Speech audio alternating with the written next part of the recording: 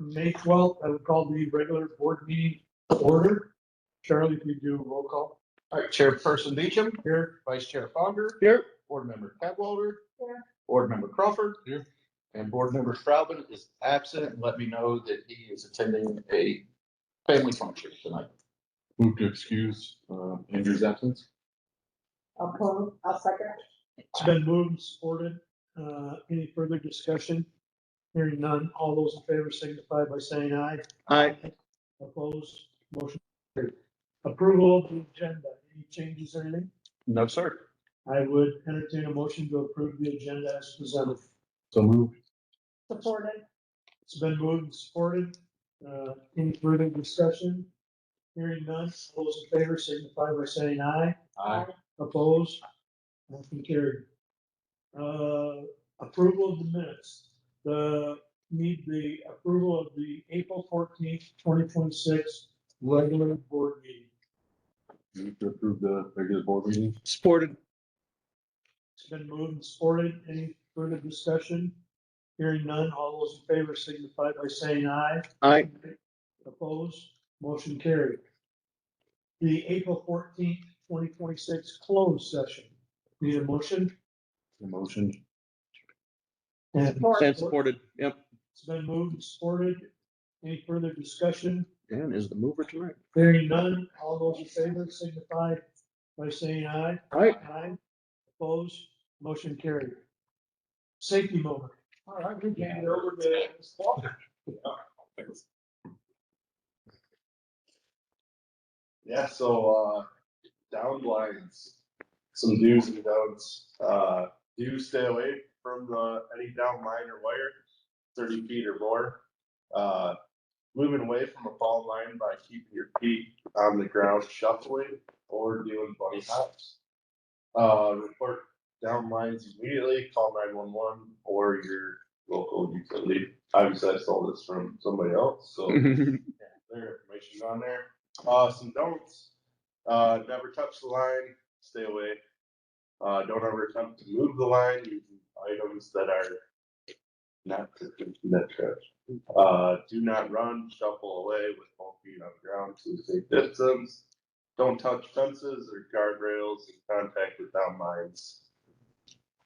Stay in your car, on top of your car. Unless you start on fire. And if your car is on fire, you can jump out of your car. Do not touch the car and the ground. Like about a bird on a line. And it's the time of year that we're going into spring storms. Unfortunately, there was, a young man, I believe last year, a minor was killed, when they were ended up touching a downline with something. So something that we hound and stress big time to the first graders, which is always enjoyable to have. Almost every major winter storm, a kid in Detroit dies from downlines. Yeah. They have a Delta system and the fence stays under guys for a really long time, so. That thing, but. All right, Yeah, would you mind demoing a bunny hop so I do it correctly? You can Google it. You can- Oh, I just thought you'd save some time. I would recommend shuffling. The shuffling? Okay. thank you, Jim. Okay. Moving on, public comment for items not on the agenda. I'm going to, change it a little bit right now and allow Paul to introduce himself. It's, Ball's gone. okay, it's gone. Never mind. You guys. I wasn't. Paul is our newest employee. Newest employee, journeyman line worker. He's been in line work for, I don't know, line work, About 10 years. about 10 years, but we worked with him closely. He's coming to us from Portland. Yeah, so we worked with him, we know him well. Excited to have him join the team. Okay. Any other public comment? Hearing none, we'll move on to action items. Charlie? All right, we'll start with the revised fiscal year 2027 operating and capital budgets. As the board's aware, following the March draft budget that the board approves. The draft budget is incorporated into the city's budget. I participate in the city budget workshop and present our budget at a high level to city council. But then we also spend from March through to this board meeting revising and using updated numbers to produce a final budget. We tend not to take as deep a dive into this, but I'm happy to touch on anything that the board wants to. A couple things I want to highlight. Biggest changes, or I guess I'll talk summary of changes. I'll drive down to that bottom number. You can look through things in your packet, but ultimately net income was increased by just under $150,000. That money flows basically straight into the capital budget, so we were able to expand the capital budget by approximately $150,000. But really what's driving the changes was power supply and the impact of Campbell's continuing to run. So when Campbell was forecasted to close as part of the stability hedge plan, we entered into bilateral energy transactions to hedge our energy position in the anticipation that Campbell would be going offline. Those were all firm commitments. So we made those commitments in accordance with the stability hedge plan. But as Campbell continues to operate and is anticipated to operate at a minimum through this fiscal year, we anticipate Campbell running. Actually, we don't. I'm not going to predict. I'm not even going to. There's a lot of the conversations are thinking that the Campbell plant will operate through the current administration's term, but obviously it's operating under sequential 90-day emergency orders from the Secretary Wright, the Secretary of Energy. But as Campbell, we adjust our power supply forecast to account for the power supply going into Campbell. It does put our hedge position over hedged essentially because we hedged through bilateral transactions. So biggest numbers that you'll notice changing are the market balancing numbers. Market balancing, we're expected to essentially sell a lot of power back into the market because we're overhedged from the continued operations of Campbell. Long story short, those are the biggest changes. A couple of things I do want to highlight. Labor, we made some adjustments to labor. Megan did a great analysis on every individual spread. So some of the labor numbers are shifted amongst accounts. We've also updated some plans based on some pending retirements and potentially some delay in retirements. So the last budget included an apprentice and a journeyman, which all filled the journeyman role. Obviously, since then, there's been some movement, but the current final budget includes anticipation of hiring an early step apprentice around January. We'll see. Labor market is competitive, but right now we're staffed at a great level.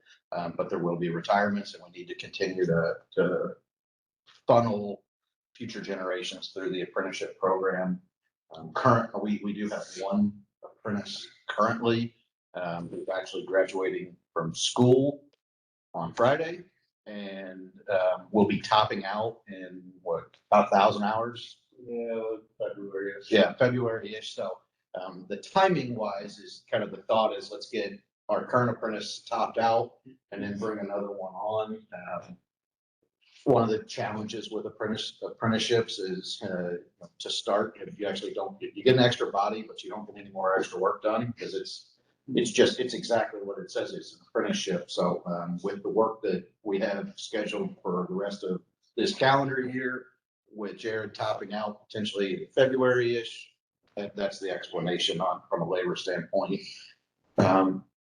Again, real high level stuff. Did want to specifically call out some adjustments or an adjustment that we made to the benevolence fund. We did expand the financial support benevolence fund from 5,000 to 6,500. We're seeing, if you look at the packet, we're seeing more opportunities to support the community and utilize the benevolence fund as the board has directed essentially when we revisited, kind of the process for approving benevolence requests.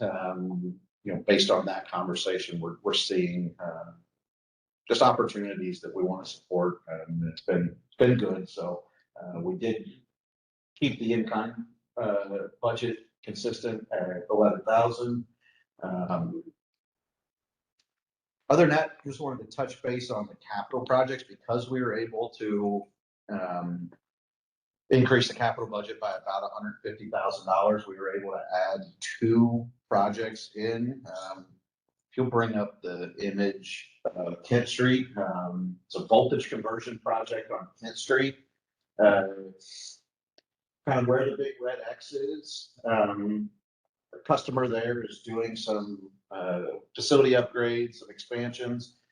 We don't want to put that expanded facility on the 4160 system. And a lot of prep work was done 8-10 years ago.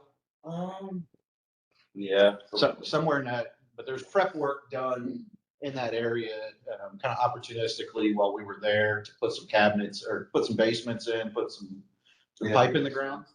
Yeah, so, but it's one of those, this is a great project to add. The red line that continues kind of where Front Street dead ends, that line is a nightmare. It's a good way to describe it. Yeah. It's tough to trim, unnecessarily runs through the woods right in town, basically. So it's a great little project. But also ultimately it's kind of one of the, we talk about opportunistic projects. This is one of those, kind of like the Tommy's project. If we're going to add new customers, if we're going to have customers doing significant upgrades, let's find a way to get it in the final state that we want it instead of some intermediate state. And if we were to hook this up to the 4160, we'd have been going back at some future date to do this. So it's kind of, let's maximize our opportunities. So this was one. The other one we don't have a map for. It's a smaller project on G Drive. There is an underground section that shoots straight up the hill and then pops overhead. It actually feeds Daniel's house. Full transparency, board members involved in this project. It's not a decision-making factor, but it's a line that we've had on our radar for, I've had it on my radar since Dad got here. Yeah, Ryan's still there. Yeah. Yeah, I mean, it's something that we've no problem. It's one of those problems that's difficult to prioritize, just because there are so few customers involved. But at some point we have to prioritize it because if that underground has a bad spot in it, if it goes bad, it's a significant outage and it's very expensive to fix in an emergency situation. We can control it through a capital budget. So through the expansion of the capital budget, we really wanted to add this project in. It's a little bit of a tough project for sure, but it's one that will eliminate a major concern for us. This wire has also been damaged at one point. Yeah. So It's got a flying tap on the primary, which Yeah, nobody but chooses to do. they didn't want to move it and damage the wire more. Yeah. So That's the explanation. Again, wanted to be transparent, but End of life. yeah, we paid our last payment a couple weeks ago, so it should be good. well, girls. So, like I said, happy to get into any specific details, but at a high level, again, we covered a lot. And really during the draft budget discussion, the big changes were power supply corresponding revenue. The revenue changes, I would also say, are largely tied to PCA and the ability to reduce PCA when power supply expenses did come down. So not a bad thing at all. In regard to the Campbell plant, Yes. I've heard in the media that it's actually costing more to keep these plants going because they had planned to shut down. So there are costs that are higher than had they planned on continuing running the plant. Is that one accurate? Two, is that affecting us? I would say, Casey, please chime in. You got great insight into this plant. When you get close to end of life of a plant, you start deferring maintenance. They have a target end of life and their entire asset management plan went to that end date. And that includes how you manage your coal, your rail contracts, your labor contracts, all of the inputs. Anytime you change plans, there's potentially expenses involved. From strictly a marketing or a market operations standpoint in the immediate term, you can carve it up a lot of different ways and what costs you want to actually capture. If you read Consumers has filed a cost recovery, MPPA and Wolverine and the joint owners, part of the cost recovery filing. Okay. If you look at that, it shows that there are costs that should be regionally shared. And so, yes, we will be impacted twice. We will pay those expenses, but we will also have we will pay those bills, but we also have our expenses offset for any cost that's regionally cost shared. From a strictly market standpoint, the unit was in the money last year. So the energy, it was able to produce energy at a rate comparable to the market rate. Okay. That's not the whole story. Okay.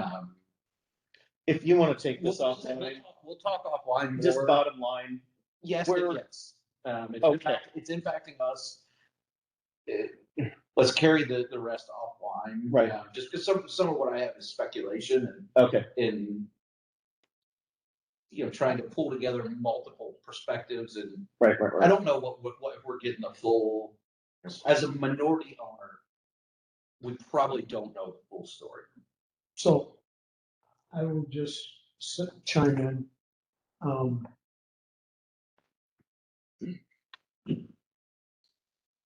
Some of those things are out of our control. Absolutely. And so we're going to try to manage it the best that we can for our ratepayers, but with the understanding that with this emergency declaration and things that the current administration is doing, we don't have a choice. We're going to do the best we can as a nonprofit, to manage it, to do the best we can for our ratepayers. And I guess I'd leave it at that, because it's out of our, Right. there are things that are out of our control. And the other things that we can control, we do. We are participating in the emergency orders allow for cost recovery filings. So MPPA is working jointly with consumers. Consumers is obviously taking the lead, but consumers, MPPA, Wolverine are all jointly filing cost recovery rate cases, basically with FERC and MISO. Or there's a lot of pieces, but FERC has directed MISO to develop schedules that allow for compensation. So we're participating where we can. The full picture will come into focus over time. Okay. So, question, so this is our final, so we need to vote Yes. on this, This is- final yes. operating and capital budget to forward on to, officially to forward it on to the city council. Correct. So I would entertain a motion to do that. So moved. And supported. Okay, so it's been moved and supported. Any further discussion? Hearing none, all those in favor signify by saying aye. I, Opposed, motion carried.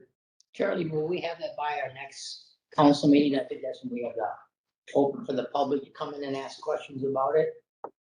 Yeah, we'll send it over tomorrow. I don't know exactly if the city formally, it keeps our draft budget in their budget, or if they replace our budget with our final. I'm not sure exactly. The city charter requires us, the city charter only really speaks to the draft budget. And they don't call it a draft budget. They just say we have, according to the charter, that's the one budget that we provide, but obviously we have an opportunity to come back and revise it. We send it to the city if it. I don't know if it was on. Yeah, I didn't know if you were gonna attend that, just in case somebody had a question in regarding. I- You guys. I believe I'm planning to be there next Monday. Yeah, I think it's 18. And that's at the regular council. So maybe, yeah, where the public pew. We can get up and talk about it. Ask questions. Perfect, yeah. I'll answer, but yeah, it's fun. But again, your board packet also includes some other graphs, some more details, but if you do have any questions about the budget or anything like that, when sit down, happy to dig in if there's anything you're curious about. Moving on to item B, employee benefit annual approval. So as the board's aware, every May, we bring insurance offerings for the next year to the board. This year was a little different because we had Chris Glass from the pool here last month and kind of gave a broad overview of the pool. So not going to talk too much about that. Happy to dig into it. Want to really focus on the specifics and what is needed today. And obviously, as we mentioned, we need board approval of the plan so that we can go into open enrollment and get people lined up. Included in your packet, there's a whole host of information. First is just a benefit renewal executive summary and recommendation. It's got a lot of high level information, came from the new broker, Gallagher. Highlights medical, dental, vision, but I'll go through starting with the non-union healthcare. Your board packet includes a plan comparison, and it highlights some of the things that Chris points out in his executive summary. The plan enhancements include moving from HMO to a PPO.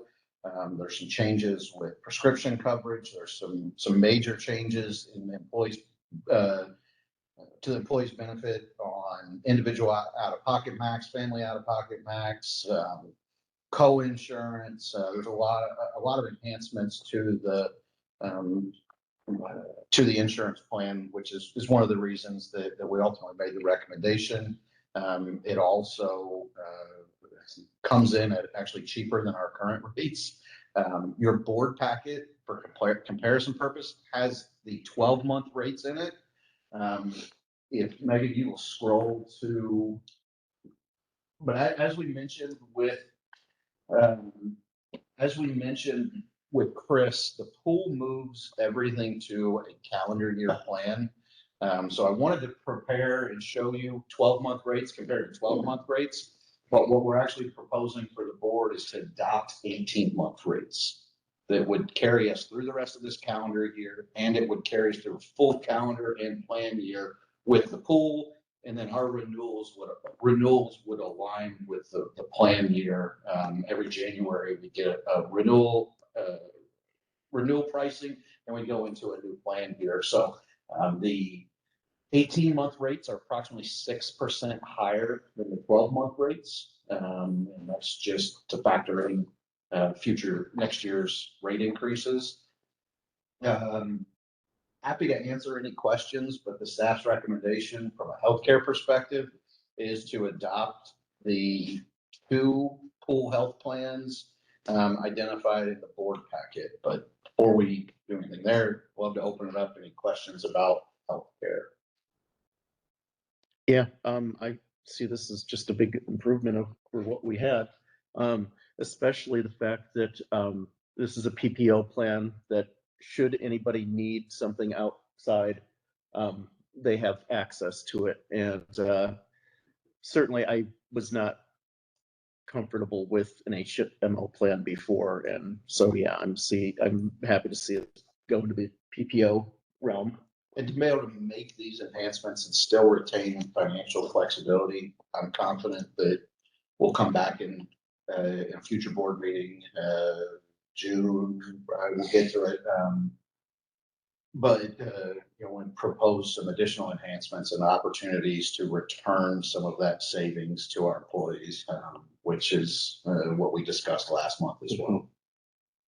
So that is the recommendation from a health insurance perspective. I believe we've, in the past, done votes on each individual coverage.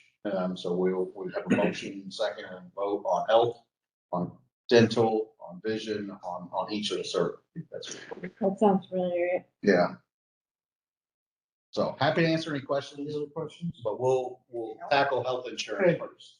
I would entertain a motion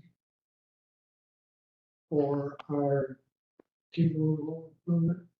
Oh, Oh, The two recommended plans, the two recommended pool plans. I'll make a motion to approve the benefits package presented here, including the two pool healthcare options.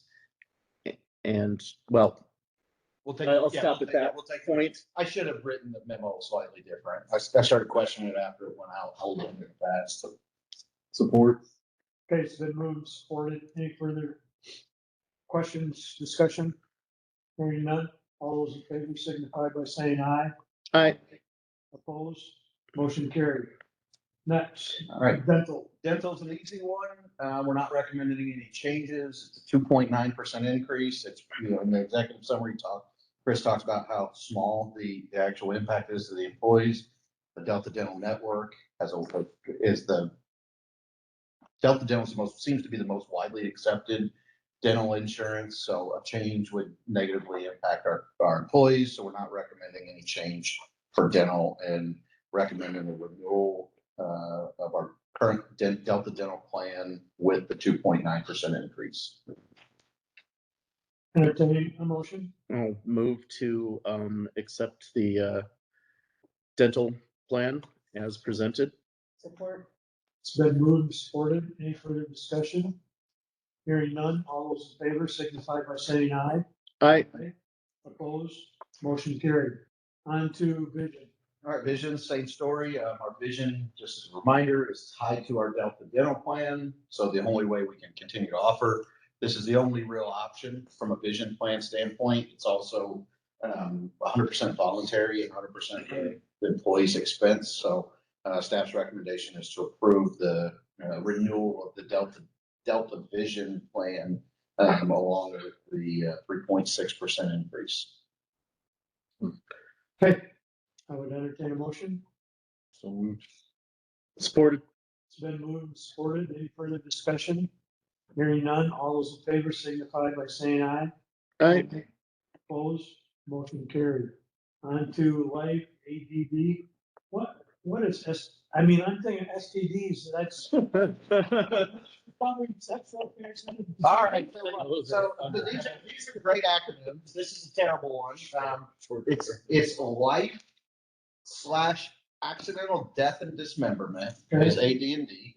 STD and LTD are short-term disability and long-term disability. Okay. I have the same thoughts when I write that. We're in a 2-year rate lock, so we didn't even evaluate other options. So recommendation is to move forward into the second year with One America. Yeah. Move forward with One America. And supported. Okay, it's been moved and supported. Any further discussion? Hearing none, all those in favor signify by saying aye. Aye. Opposed, motion carried. All right, another healthcare related one. So in order to join the pool, the board needs to pass a resolution. That resolution is That's- included. C. Yes. Okay. Yes, yeah, we're on to the West Michigan Health Insurance Pool Membership Resolution.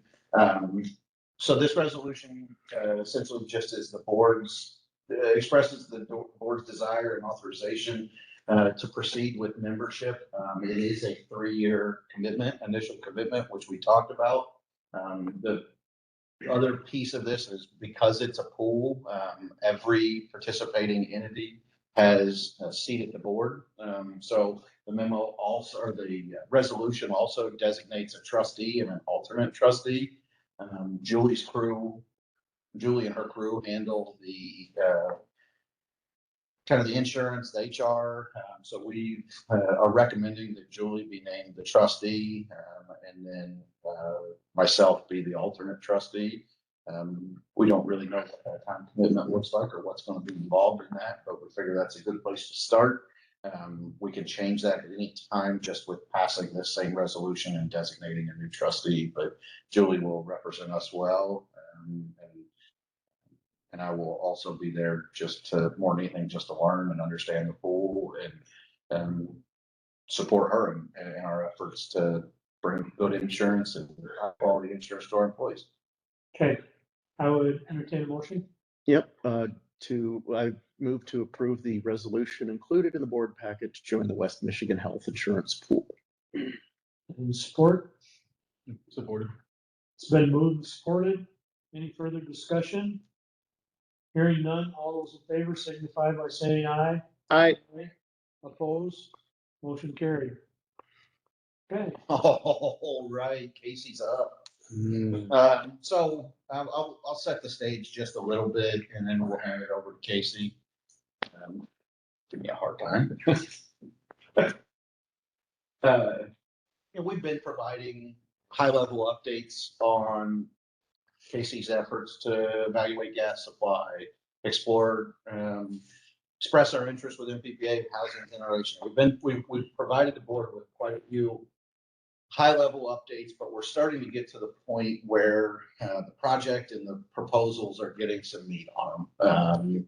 And we're moving towards more firm feedback, I guess, ultimately leading, we'll get into the timeline a little bit, but ultimately leading to firm commitments. The goal of today is get some directional feedback from the board. So what Casey's going to do is provide kind of an overview of capacity and energy, really focusing on capacity. This investment is really geared towards filling our capacity position, not an energy position. We'll talk about how the intentions of working through MPPA, some of the local benefits, but do want to reiterate that tonight we're not asking for any formal board action. That formal board action would come at a later date. This is strictly an opportunity to provide a deeper dive into this project, the rationale behind the project. And then also the plan is to ask MPPA here in a couple months probably to come in and revisit this topic with the board. And as I've mentioned in most previous meetings recently, this is a huge play for MPPA. The MPPAs as an agency, the capacity short position that we're projecting beginning in around 2030 is an agency-wide shortfall, and we'll get into some of the reasons, but there is this project and this the collection of projects is really it's not go for broke type of timing, but the energy landscape makes building capacity resources incredibly difficult. The timelines are incredibly challenging. Again, we'll get into some of these during Casey's presentation, but I just want to underscore the importance of this project, this evaluation, and ultimately what we're trying to accomplish here. So, Casey? I don't think you left anything for me. All right, that's a good thing. Pretty much covered it. All the details. So, as Carter was saying, this is educational and feedback. We're seeking feedback, questions. Can I ask one question? Go ahead. Yeah. Before we start, and it will then have more understanding or whatever. So I'm assuming, so are other MPPA, like, let's just say Portland, Zeeland, Holland, Grant, whatever, are they businesses? Is this something that just Lowell is looking at, or is this, or are there, or is it a group endeavor? Not that everybody's gonna be doing it, but We will get into that. You always predict the future. You, I'm going 20 years on the board. we're gonna cover, all that in Okay. a lot of detail through the presentation. all Yeah, right, you are right on topic though. And the discussions that we had earlier about Campbell 3 directly tie to this presentation. So it's good to know that resource, how it operates, what its benefits are, and we reference that as comparison through this presentation. So we're calling this the MPPA Behind the Meter Generation Project.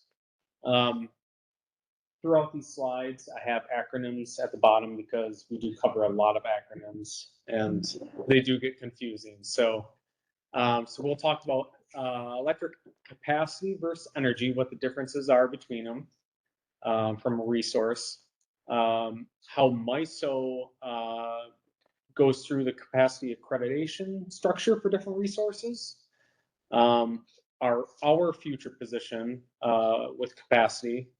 We're going to talk about MPPA's capacity options, as well as MPPA's BTMG project structure, the BTMG project timeline, and just a summary and the benefits local for Lowell. So, yeah. What a rip. That's all right. So, an example, just to kind of cover capacity versus energy. What's capacity? What's energy? We're going to be primarily focusing on capacity. So capacity is an instantaneous amount of power that any resource can produce, like its maximum output at just a single point in time, a second even. Where energy is that output times typically hours as units in time. So you have a difference between megawatts. We always refer to our scale of capacity as megawatts. And then with energy, megawatt hours. Typically you see them on your electric bill as kilowatt hours, right? So, and then just the math is basically, like I said, just capacity times time gives you energy, but we're going to be focusing on that capacity component. Yeah, and that's something I just want to underscore.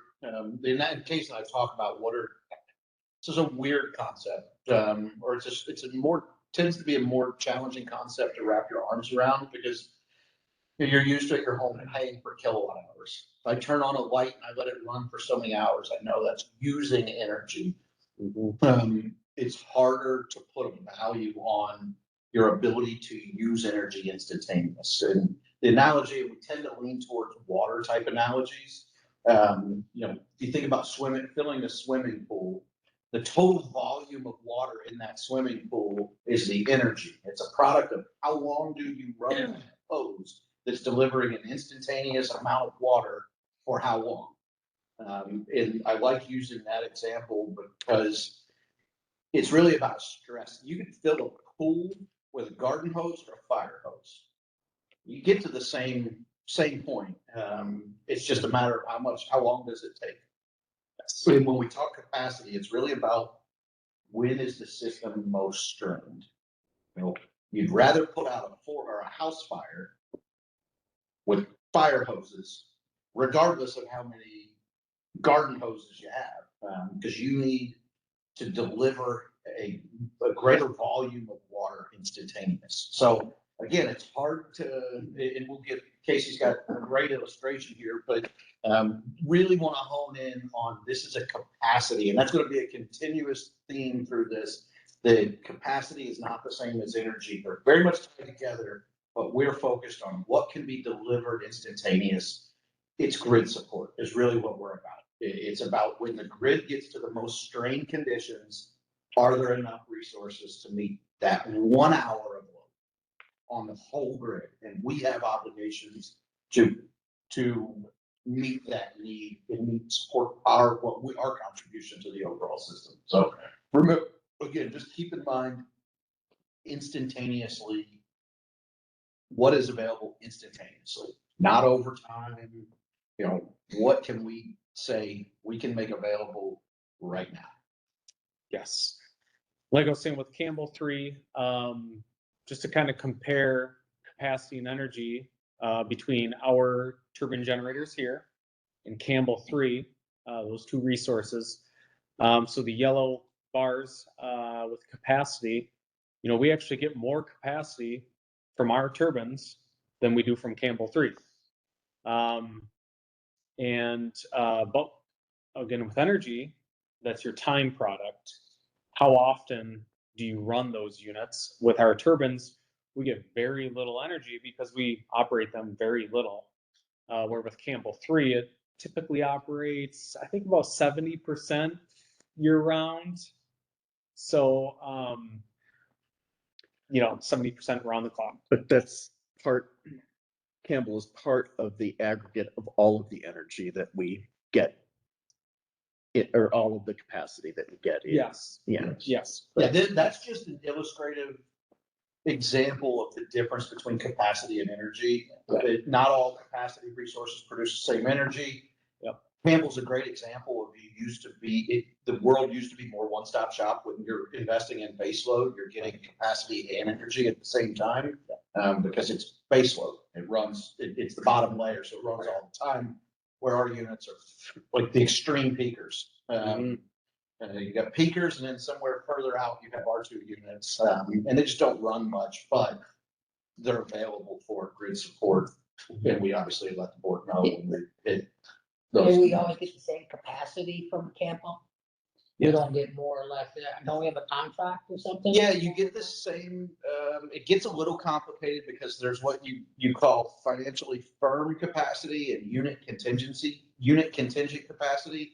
So we do run a risk because we're an owner, we get a percentage offtake, not a firm 4.2, right?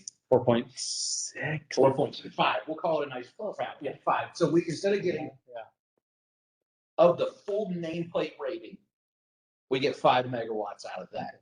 If for some reason the capacity accreditation is derated, we would get a proportional amount less of capacity from Campbell. But as we'll talk about how capacity is accredited, your baseload resources tend to have incredibly high capacity accreditation. So ours with Campbell stays very consistent. Not all resources do stay consistent. And I'll also say out of all of our power supply, you know, resources, whether it's, you know, landfill gas, wind, solar, Kalkaska, MPPA's Kalkaska CT combustion turbine, you know, our turbines provide us the most capacity. They're the resource that provides the least amount of energy, but the most amount of capacity for us. So that too. All right, so MISO, you know, what criteria do they use to evaluate and accreditate capacity for different resources? You know, MISO determines the capacity value of generation resources based on many factors, but the main three are here: fuel source, geography, historical performance. With fuel source, it's more about when can you operate that resource? Can you turn it on? Can you turn it off? Can you vary the load? You know, what time of the day can you operate it? Geography, there are a lot of things with geography that play into it. And that deals more with like, if you're adding a resource, are you adding the resource where the load is, or do you have to transmit that power to a load that's a state away or, you know, hundreds of miles away? And are you oversaturated? Do you have so many resources in one central location that there's actually too much power? There are too many resources. Historical performance is more of were you there producing power, producing capacity when we needed you, when the system was most stressed, most strained? Did you show up to help? And with, a lot of resources, it varies based on fuel source. So to show, kind of compare different resources and how they're accredited with BTMGs, that first big green bar, if you install 10 megawatts of capacity or of, power producing machine, you will get 10 megawatts of capacity accredited to you. So you get 100%, whatever you install, that's what you get accredited. If you move over to wind, you only get 22% capacity accredited. So even though you may install 10 megawatts, you're only going to get 2.2 megawatts of capacity. And again, it's not about energy. Yep. It's about what's when the grid is most stressed, how dependable are the resources to provide reliability? Yes.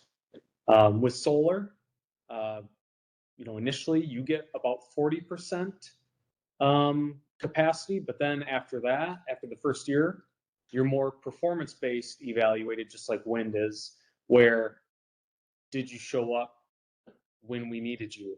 Was the grid emergency during the day? Was it at night? Was it cloudy? Was it during the winter? So they evaluate the capacity accreditation based on their performance.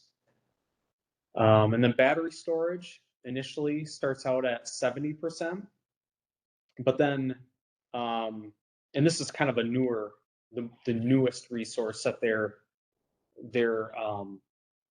reevaluate all these resources on an annual basis, but that battery storage resource is trending towards 40% accreditation. So again, if you install 10 megawatts of battery discharging power, you're only going to get 4 megawatts of accreditation for it. And this just, again, goes to, you'll see, this is another important kind of characteristic. And the other thing that complicates this is the year is actually broken into 4 seasons. So each resource actually gets a seasonal accreditation. And I bring that up because solar is a great example. Solar tends to get a much higher accreditation in the summer because we tend to hit our peaks when MISO can depend on the sun contributing to our energy portfolio. Likewise, or inversely, I guess, in the winter, January 24th of this year, there's a max gen event, which is the grid's at its peak emergency condition or close to its peak emergency condition. There's zero solar on the grid. So MISO attributes what they, and when they say what you can reason, it's all very objective. It's very analysis driven, but so we make it makes it a little more nuanced when you start looking at each individual season. Mm-hmm. And you'll see that future slides, but we have to look at things holistically year round. And again, it's a capacity play, looking to maximize the ratio between nameplate capacity and accredited capacity. What does the nameplate on the piece of equipment that you install say it can produce? We want that number to be as close. We want our capacity accreditation to be as close as possible to that. Yes. And I think, a good takeaway from this is not all resources are accredited the same with capacity. You can ask a question. Are those dots like in other states? Are those all? So those are large generation resources across the MISO footprint. What about like the ones like Colorado and like Texas, like those dots? Are those are cities. Those are just they're cities. just cities? Yeah. Yeah. Well, because some of them They look exactly like some of them have multiple, so it's not just the Yeah. capital. Yeah. Like, Why? Kansas has no dots, but nobody lives there. Yeah, sorry, I should have explained the MISO. map, that just shows all the major resources in MISO and what type of resource they are, solar, wind, natural gas. Yeah, they're just so small, I couldn't tell. Yeah, so the dots that matter to us are the ones in color. Or, Yeah, and really, all that's doing is showing you the energy mix. You know, we. Yeah, Yes, exactly. yeah, it's funny to say, because that's exactly, if you look throughout here, you see lots of green dots. Lots of green dots, a whole lot, and if you look in Michigan, you get out towards the Yep. thumb, those are prices out here from a market standpoint regularly go negative. Yes. And the power producers actually have to pay to have their power taken off. Yes. Because there's a misalignment between where the energy is being produced and where it's being consumed. Exactly. And that goes into that geography, that zone factor, when you have to actually turn, wind turbines off because the wind's blowing too hard and there's too much power on the grid. It's interesting to see negative power prices. Yeah, and as we talk through this is not an indictment of any sort of resource or anything. We very much embrace Solar is from awesome from for an energy. energy perspective. We Yeah. very much embrace an all of the above approach Yeah. and making sure that these energy resources layer on top and they align with our needs. Again, we'll go back, this is a capacity investment, so we have to invest in capacity. And to Casey's point, if we needed 10 megawatts of capacity, we have to put in 5x of solar. We don't need 5x of solar and energy, but Right. So that's where you have to consider both products, capacity and energy. Yeah. So, we talked about just kind of the resources, and we'll kind of focus on what's Lowell's future capacity position. What we'll kind of focus on this chart is that red arrow where we're looking at that kind of orange line. That is our net capacity position. So that takes in what capacity do we need, and then what resources do we have. And we really want that number to be 0. We want to have the right capacity for our need. We don't want more, we don't want less, and it will ebb and flow through the seasons. But ultimately we want it to just kind of hover right around 0. And where we run into issues are starting kind of summer of 29 is where we see a quick drop off. And that really expands throughout all the seasons, where we have a rapid decrease in our capacity position. So, and also what I want to say here is MPPA is forecasting an agency-wide shortage. This isn't just an MPPA problem. This isn't just a Lowell problem. It's, we're all kind of in the same boat of having a capacity shortfall. That goes back to as well too. We don't, as Lowell, actually even exist in MISO. We don't interface directly with MISO. All 22 MPPA members are aggregated into a single, actually it's 21. But parallel 20, because Lansing's out to as well. But still, all of our capacity in MPPA is a single capacity requirement. All of MPPA's resources funnel into that. So I only bring that up because if it were only a Lowell problem and MPPA had lengthened capacity, we could just transact with another member and we could fill our short position. We'll get into what the problem is, but that's when Casey says this is an MPPA-wide problem, that eliminates our first go-to option, because all the short little 0.6, the 0.3, even the 1.1, 1.5, we're confident we can transact for smaller amounts, whether that's intra-agency or even in an open market. It's more likely to be intra-agency. But we can handle those. It's the bigger agency aligned Mhm. challenge that we're really trying to address. Yes. And just a couple notes, at the bottom. Michigan law requires electric utilities to submit annual compliance filings, forecasting out for 4 years, to show that you have adequate capacity, for your load. And again, like Charlie was saying, that's MPPA's kind of umbrella of all of us under it, and they're seeing the shortfall of capacity, projected out. And also, MISO requires annual capacity demonstrations of generation assets like ETMGs. We do them here for our turbines. We take one of our operations from the year, and that's kind of our proof that we can provide that capacity benefit. Yeah, so big takeaway, we have to do this. Yeah. This is a legal requirement. It's also a MISO requirement. From a state perspective, if we don't, we're not in legislative compliance. That's not our goal ever. From a MISO standpoint, if we don't bring enough resources to the grid when it comes to the planning reserve auction, any unsecured position, we pay the auction price. The auction price for the 2 units out there is about, last year, it was about $650,000 to $700,000. Yep. So it is not an option to go into the planning reserve auction with an open capacity position. It would represent a significant financial risk to us. Yes. Don't you already do number 2, the Michigan law, blah, blah, blah? We do that every year. Yes.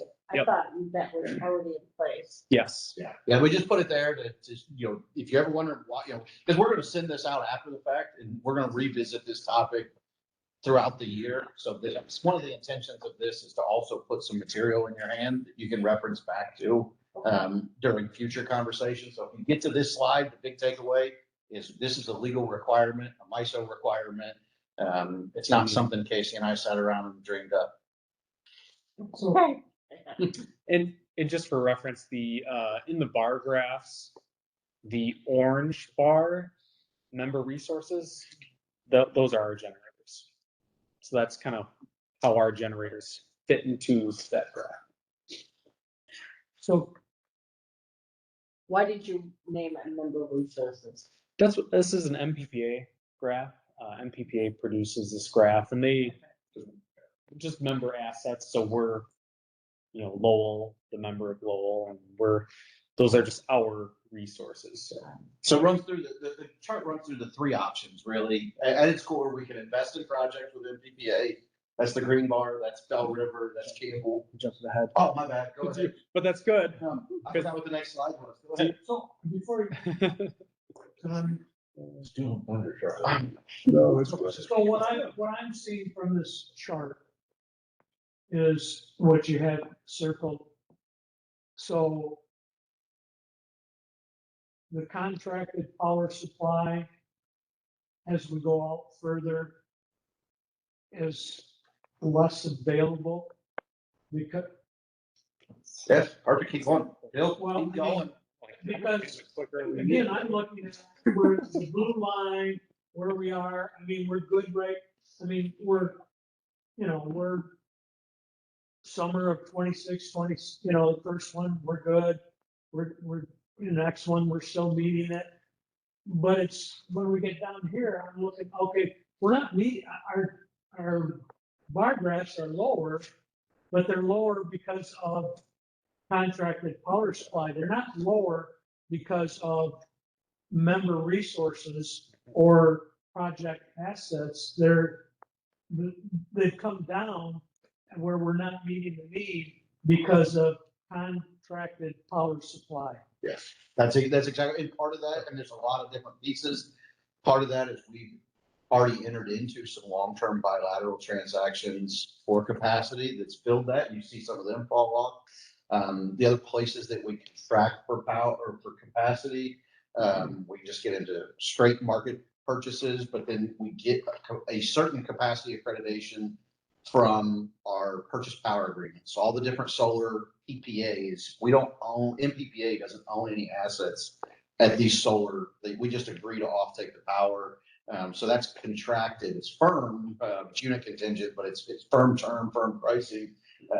But so your solar contracts, your landfill gas contracts, bilateral agreements, it's all the not asset based capacity. And you're right, they drop off.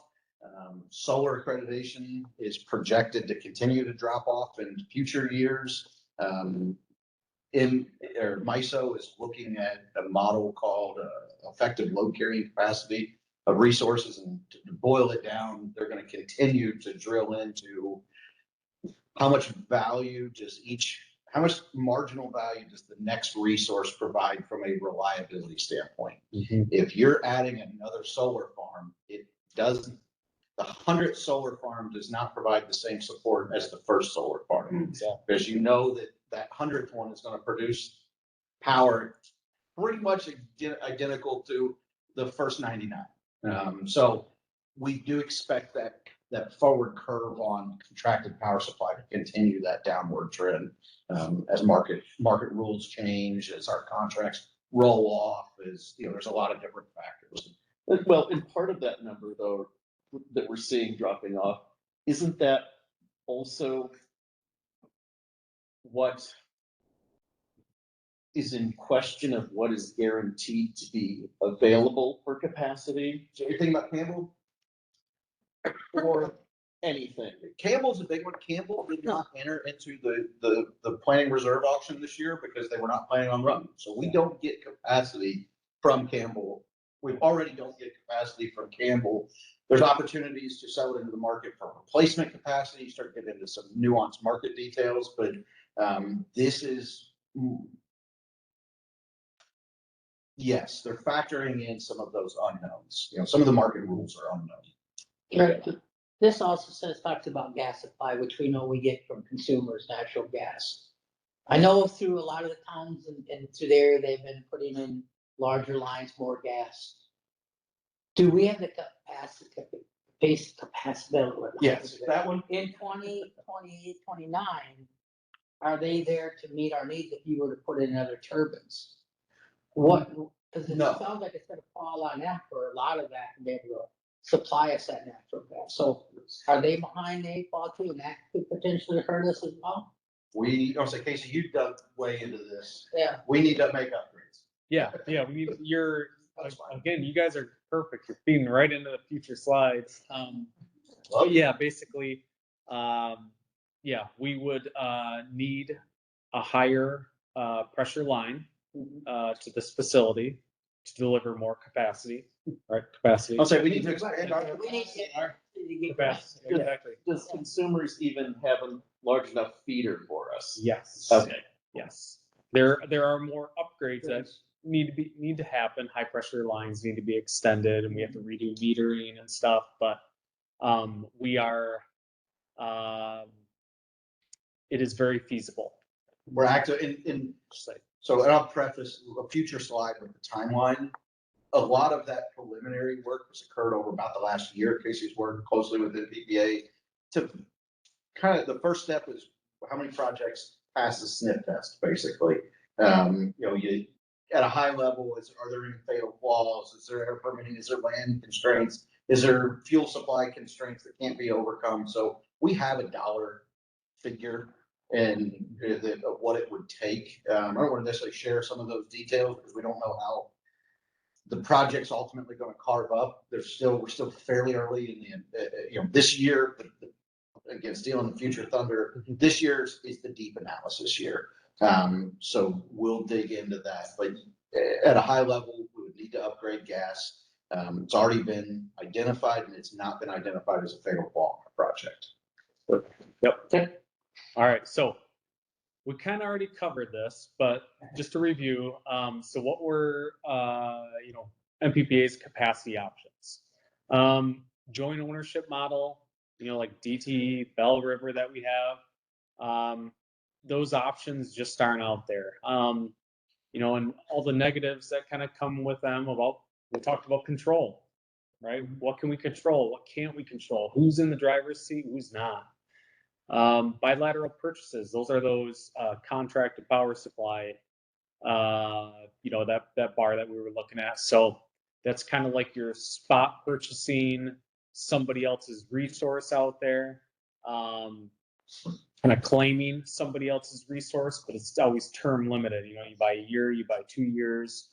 So I kind of have that note, like equivalent to a short-term lease. Renewable energy resources, we kind of covered that. Low capacity accreditation, great from an energy perspective, but not good for capacity.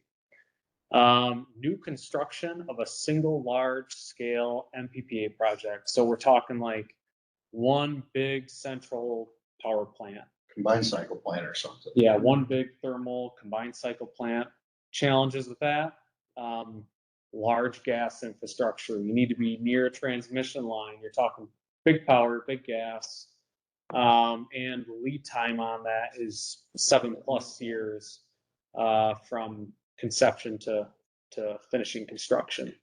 So what we came up with, the last one, kind of new construction of multiple small BTMG projects at member cities. So adding generation within member cities kind of territory. Just highlight on the kind of benefits, just reduce construction time. They'd actually be MPPA owned assets. And we're kind of utilizing everybody else's infrastructure as efficiently as possible. Who has property, who has capacity in their distribution system, facilities, staff. So just how can we kind of utilize the assets we have as much as we can? Yeah, and the one thing I'll pile on here, I just want to also highlight that the evaluation is, again, based on capacity. Like when we talk about renewable resources, we're not saying it's not a good option. We're just saying it's not a good capacity option. DT, partnering with DT and consumers on the big power plants, it's not all bad. The evaluation is why the current time constraints, the shortfall in competing business priorities, it's just not a good fit for this application, this time in this moment. Bilateral purchases are the ones that I want to pause and really hammer home. Historically, you've been able to pick up, not you, MPPA has been able to pick up the phone and call a handful of merchant power producers in the state and ask for financial, enter into agreements for financially firm power supply. And again, that's tough because financially firm means that if we contract with you, Jim, for 100 megawatts in 2030, and we get to 2030 and that resource you were planning on using to deliver, you still have an obligation to us to provide that capacity. You now have to go into the market and there's make whole provisions. So it's a risk on the seller's end. And right now there's just incredibly minimal liquidity in the market. There are not opportunities. 4 years ago, we not four, because I think our first transaction for bilateral capacity was around 475 kW a month. Units don't matter. Yeah. But call it $4.75. The last transaction that MPPA executed was north of $9. So we've seen over a doubling in 3 years. Basic economic principles of supply and demand are exactly why. We're seeing load growth in Michigan, data centers, normal load growth. I'm not trying to throw the data center word out in this town, but we are seeing a period of load growth that we don't tend to see. And at the same time, our supply side of the equation is going down. We're retiring plants. So you're at this, those two things are working against liquidity in the market. It's driving the price up of what is available to transact. But at the end of the day, there's just not options. Is that why you don't see the investors? Because it is such a high risk? on your return? Or- No, I think there's a whole slew of motivations, because there's going to be a lot of house plants built in the next 15 years. We're at you'll hear about it, if you're able to join us on Thursday. You'll hear some about the challenges of building power plants and meeting the future demands, electric demands, but I think everybody has their own needs. And more than anything, we want to be in control of our own destiny. It's the public power way. It's kind of an homage to the old ways. It's kind of trends are cyclical. Municipals started by building their own power plants. We're right back to needing, and we built our own power plants because we wanted to control our own destiny. Lowell built a dam, bought diesel generators, built power plants because we wanted control of our electric system. There's a ton of advantages of working through joint action. There's a ton of advantages of working through partnerships with DTE consumers, but right now in the moment, try and through, build it yourself. We can control things. And well, speaking about the future, distributed energy resources, and I'm sure that's a conversation the MPPA is going to have. I would imagine that they'll offer us maybe opportunities in how to participate in that, or would we have to come up with our own policy on how we want to? DERs, we currently have DERs on our system. Solar, any residential solar, DERs, distributed energy resource, anything out there on the grid that can impact it. So somebody puts a solar panel out, where we also opportunity wise is through, there's a lot of ways to get, the one thing that's not here from a capacity is load reduction, firm load reduction, demand response, but that's a DER. Well, yeah, I guess more specifically as to locally, how we could have individual households and residents participate in DER. I would go back to not a capacity play. Not a capacity. Because again, solar on a customer, you're gonna get 20%, even if you did a community solar, or you did some sort of community aggregation, again, you're still not maximizing your nameplate value and your capacity accreditations. Good energy play, there's a lot of other motivations that would say these are good things to consider, but from a capacity standpoint, you just don't get the same capacity accreditation outside of demand response. And that's something that we've evaluated, looked at. MPPA has recently stood up a demand response program that we will evaluate probably over the next year to see how it's going. We don't have a target rich environment for demand response, but if you can get your contract, if we can come into an agreement with a large end use customer that they're willing to adhere to the same terms as we are running our turbines, and they say we can cut 5 megawatts in 2 hours, we can register that as a capacity resource as well. So capacity can work. If you think about this, the load or the grid at the most strained conditions, there's 2 ways to alleviate the strain. Reduce the load or add generation.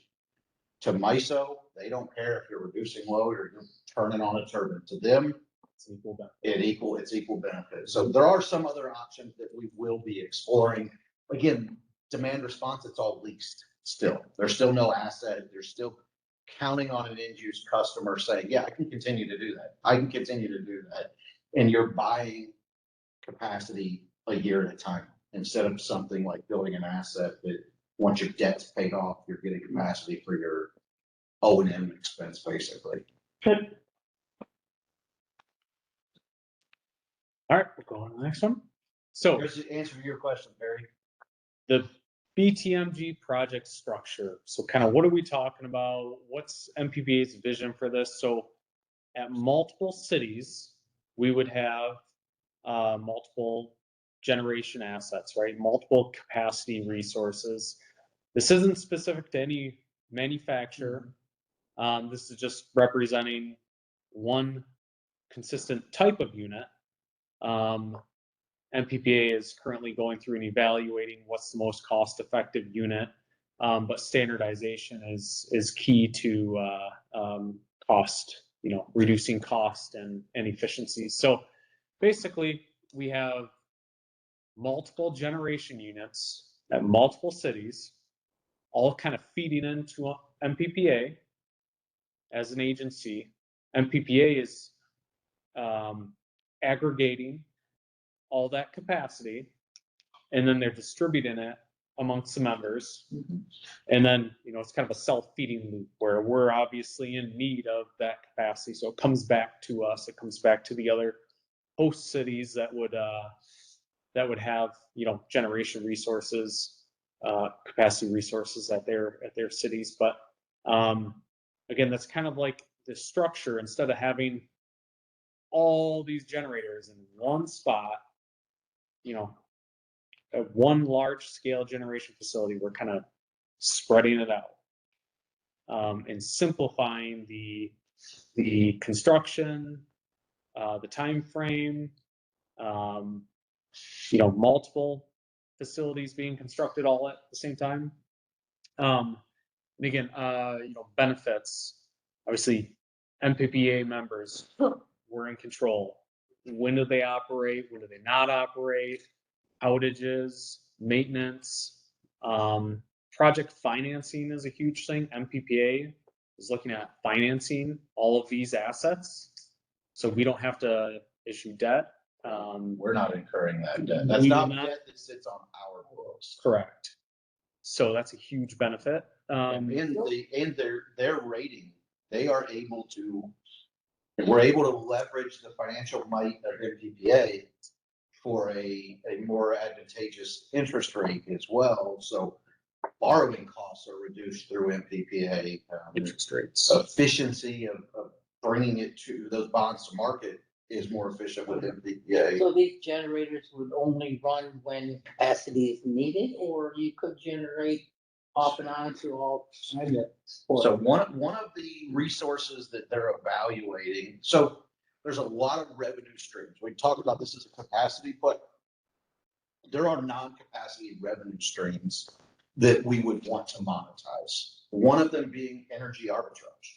We can make power for $50 a megawatt hour and the market goes to 100, run. We don't do that with our two turbines here because they're 40 plus years old, and a little bit of energy margin is not worth the risk of losing a 40-year-old asset. But if we put in brand new, fully maintained, fresh off the assembly line units, there's going to be an opportunity to leverage the energy arbitrage or just the energy markets. There's other revenue streams like rapid start. If you can respond in a minute, something like that, there's addition, they'll pay, if you can provide benefits, the market will pay you. Because MISO is a not-for-profit organization. They're just the air traffic controller of money. So if you produce a benefit to MISO, MISO will in turn collect that benefit from all the load serving entities in MISO. So we would anticipate these units running more than the two turbines. But it's really just to maximize the economics of the union or the unit. And the newer units, if they're a natural gas reciprocating engine or something like that, their efficiency, they're much more efficient than these units. So they're in the money more. We're able to produce, there's a more efficient conversion of BTUs in to power out. So our cost per unit of output goes down. So we would anticipate running them more frequently. Yeah, and Potential ROI then.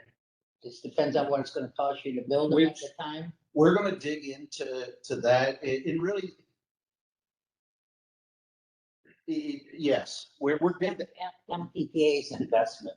yeah, and that's the heavy lift this year. They need to develop dispatch models, forward curves. We as a board, speaking from an MPPA board member perspective, the board has approved quite a bit of more detailed analytical software. They've purchased some forward curves for energy prices. So MPPA is developing highly sophisticated dispatch models and running them through Monte Carlo type simulations to to really hone in on what's the it really comes down to, can we build it for cheaper than we can buy it? And ROI is starting to kind of go out the door. Not to say it's going out the door because it's consideration, but if you can't buy it, you only have two options. You either buy it or you build it. When one of those isn't an option, and that's where we're at right now with this. A little bit is we need to just build it because there's not the guarantee that you can buy it. So it's almost a guarantee you can build it for cheaper and you can buy it because the cap on what you buy it is the cost of new entry. It's the cost of building a house. So these things are all tied together. Yeah, and I would also say these units would be remotely dispatchable. And they could be ran without anybody here. So they can start up, they could shut down remotely, which is fantastic. Go ahead. I'm sorry. No, I'm getting way ahead. Are we the 3 unit? I can't tell you. those are illustrated. So, Yeah. but I'm asking because are we thinking, I guess I want all options, to look at all options. Are we thinking here in this facility? Are we thinking of, do we put up another building that's closer to our substation or someplace that is readily to be able to get high pressure gas than running, so those are the questions that I have. And the other is, I'm one to, if it's feasible, if it's financially feasible, I lean towards not having all of our eggs in one basket, meaning here, if the tornado comes through or whatever. I like having things spread out amongst the community. Because if you do have a tragedy or whatever, typically it's not gonna. So siting, Which one do you want to take? you tackle siting. Why here? So We are looking at just. yes. So driven by a couple different things. Gas, fuel supply. This is fairly close to the high pressure line without being in downtown. So obviously we don't want to be downtown. We don't want this to be a eyesore nuisance. We don't want it to be annoying or disruptive to anybody. And also just a lot of things. Location to circuits, electric distribution circuits that we can tie to, and the capacity of those circuits. How much generation can we put on a circuit? Geographically concealed, quiet, safe place. Will it smell? No, it will not smell. We're not proposing any biogas. No biogas either. I guess I'll kind of touch base on the geography part as well. You commented one central location. Do we want all of our resources in one spot? Kind of the beauty of this project is that we get aggregate capacity from all these different cities. So if one city has a natural disaster, a fire, maybe there's maintenance going on the natural gas distribution system at that time, and they can't run while everybody else can. So that you get that diversification and that how do you? Protection. Yeah, It's exactly that. diversification. It's diversification of across all communities. Is Yes. exactly what it is. Yes. So if something happens at a single community, it doesn't negatively impact the entire group. It can be blended, muted, however you want to say it. Yeah, so what we'll use some numbers just to illustrate this. So assume that this whole box, the big box, is 100 megawatts. 22. 22 units. Assume it's 100 megawatts, and assume that this is us. Yeah. We are proposing 10 megawatts, which would be 4 engines if they ultimately landed on these. It's not us, but, and there's a lot still to be determined, but one of the benefits of an MPPA project is we don't need, if this is us, we don't need 4 units. And if we were building it by ourselves in MPPA, we would never recommend to the board, and MPPA would never recommend us to put 4 units here and put 17 megawatts of our capacity in one place. We would be, if the MPPA side of things fell apart, we'd probably be looking at about a project half the size. That's about as much concentration as you want in every place. So, all right, so now we're, call it 5 megawatts out of this 10, or 5 out of this 100. Instead of owning 50% of one project, like Casey was saying, we now own 5% of all of these. Yep. So we just naturally diversified. Instead of being tied to 2 units, we naturally diversified across 25 or 20 or whatever ends up being the final number. So we automatically, maximize the capacity of our site. You know, we'll get into some local benefits, which is a huge benefit. Well, thank you, James. We maximize what our distribution system can handle here, which is more than what we need. And the same for everybody else. We're able to maximize everything. Some of this capacity will be designated for members that just don't have the ability to build in their communities. Not everybody has the ability to build. You know, other communities have fatal flaws. So again, that's one of the reasons we're advocating for MPPA ownership models across multiple communities, because it brings natural diversification. Are there currently MPPA members that do not have generation on? I'd say their- most don't More have than half. Most. 51%. Yes, a lot of them, and a lot of the units are aging. There's a lot of diesel engines still in the member fleets. There's very few turbines. Yeah. Holland, I think Holland got rid of theirs. well, they've got Holland Energy Park. Well, yeah, I mean, Big but one. they're, Yes. they're one similar to us. Because we have such a great maintenance on our turbines today, is there a stop date for those turbines you guys are thinking about, or not really? Can just, Oh, they get so, they're the. well, they're being the 40 years old, you know. Yeah, they're the everything we have is the unicorn because it doesn't get used Very often, yeah. in alignment with other things the same age. Yes. The Okay. good example, Zach he touches on it in his manager for. We just sold the old skid steer that was Oh, I love that. 20 years old. We bought it used too, didn't we? 22. We sold it for more than we bought it for. 20 plus years later, because it's just a unicorn to see something that old. It doesn't have all of the new gadgets, the new electronics. So everything we have here is that unicorn that should have ran more than it did. The 2 credits that I seen, one was gas at 100%, and the other one was battery at 40%. Is anybody looking towards the battery if they cannot do the generation Yes. part of it? So, and that's where we wanted to highlight that different resources are accredited different.